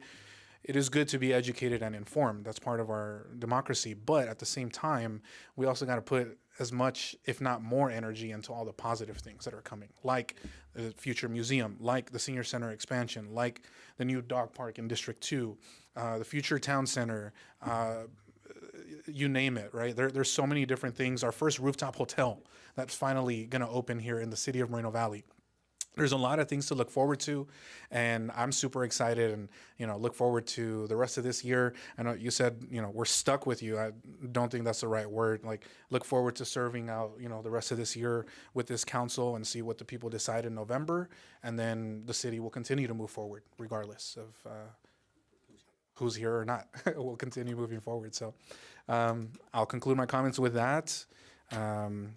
We do have one more item, and then we'll close the meeting in honor of an individual as well. But next up, item P is future agenda items. And I received a notification from staff that there's a request to speak on this item. So I'll just turn it over to our city attorney or our city clerk if you'd like to ask the speaker to come up. Roy Blacker. So I waited for this opportunity because Elena did finally get this on the agenda because she's familiar how the school district, and it's actually an ed code, where the people have the ability to request and put things on the agenda. And while you are not required to do it, at least you went to this step, you should take the next step forward and make this part of the agenda, just like the school districts do, if, and I'm saying, if you want to build that trust in the community. So the first thing I would suggest that you put on the agenda is what was addressed earlier. Open up all closed, there is no closed sessions for anything that deals with anybody on the dais for any reason. Period, end of story. We want to have transparency. We want to have accountability. We don't want to see in this community the perpetuation of what has went on. And the only way you stop that is to bring it out in the open. So you do need to open up the closed session specifically, and it needs to be put on the agenda, to open up all the closed sessions starting October 19th, 2021. That date should ring a bell. So we know what's going on. We want to know what the decisions you guys are making. And why you might convince me you're right. You might have a reason why. But when you just look at a couple lines and you see it, and then nobody wants to comment on it, or we try to hide behind closed session, which really there's only a narrow window you have to abide by that. It's not a cone of silence, if you remember the old Get Smart TV show. But you use that, and that's why I believe, and I think the evidence clearly shows, that's why people overall and in this city have a big mistrust of our public officials. We need to put in there to reform the meetings and commissions and all this stuff, not do it like it has been. so we can be the world's leader and put the example how to run these things. C, simply, effective, and efficiently. Not the same old way we used to do it. Because you know what result we're going to get, and you know what the definition of that is. So let's try to break that cycle. Mayor, Thank that you. And concludes. just before, oh, does that conclude the public comment? Yeah, and before we bring it back to the dais, just want to kind of, if I could ask our city attorney just to kind of maybe explain, why there's public comment. And I didn't want to butt into his time, so I didn't cut him off. But Mr. City Attorney, if you could just clarify, what is allowed, I guess, in public comment on this item. Yeah, the Brown Act specifically requires the council to allow public comment on any item that's on the agenda at or prior to the time that the item is considered. So in this particular context, it's appropriate to allow a speaker to talk about just the process of adding future agenda items, or even request a future agenda item. But we are not allowed to, we're not required to allow comment on any future agenda items that are added, because we're not taking action on those items tonight.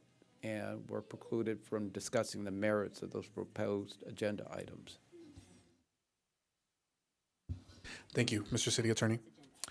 So with that, we will bring it back to the dais for future agenda items, and I'll look to my colleagues to see if there's any requests. Yes, I do.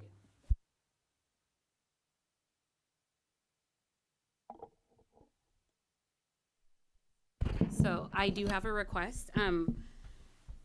I propose at the next city council regular meeting that I am proposing a moratorium on logistic warehousing and industrial projects for an initial period of 45 days in light of our contemplated general plan update that I understand will include various provisions related to logistics, warehouse development standards, and design specification, which the city attorney is currently negotiating with the California AG's office.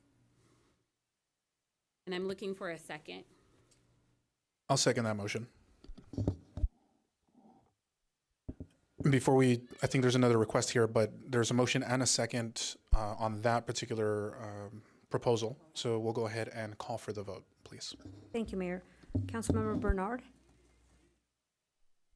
Yes. Councilmember Delgado, Yes. Councilmember Baca Santa Cruz, Sure. Mayor Pro Tem Gonzalez, Yes. and Mayor Cabrera. Yes. Thank you.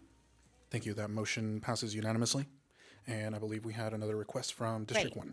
I wanted to bring back for the next agenda to talk about possibly putting in a land acknowledgement at the beginning of our agenda, the way the school district and the college districts do here locally. So we could discuss it at the next meeting, but. I'll second that motion. And this would be at our next council meeting? Okay. Okay, there's a Unless motion. it's, the agenda's full, it would be okay to move on to the next one, but at an upcoming council meeting. That's fine. Okay. Okay, there's a motion and a second. Please vote. Thank you. Councilmember Bernard, Yes. Councilmember Delgado, Yes. Councilmember Baca Santa Cruz, Yes. Mayor Pro Tem Gonzalez, Yes. and Mayor Cabrera. Yes. Thank you. Thank you. That motion carries unanimously as well. And I will look to my colleagues one more time to see if there are any further requests. I do not see any further requests, so we will go ahead and move into Q, which is adjournment. And I would like to close tonight's meeting in honor and in memory of a member of the firefighter family who tragically passed away recently. It was fire apparatus engineer Danny Cook, who unfortunately passed away very, very recently while responding to a call here in the area, and always hard to say goodbye and to get those emails and text messages that situations like this have happened, but want to close tonight's memory in his meeting in his memory and in honor of his service and dedication throughout his entire life. And so we will close today's meeting in memory of Fire Apparatus Engineer Danny Cook. And with that, we will officially adjourn at 9:03 p.m. Have a good night.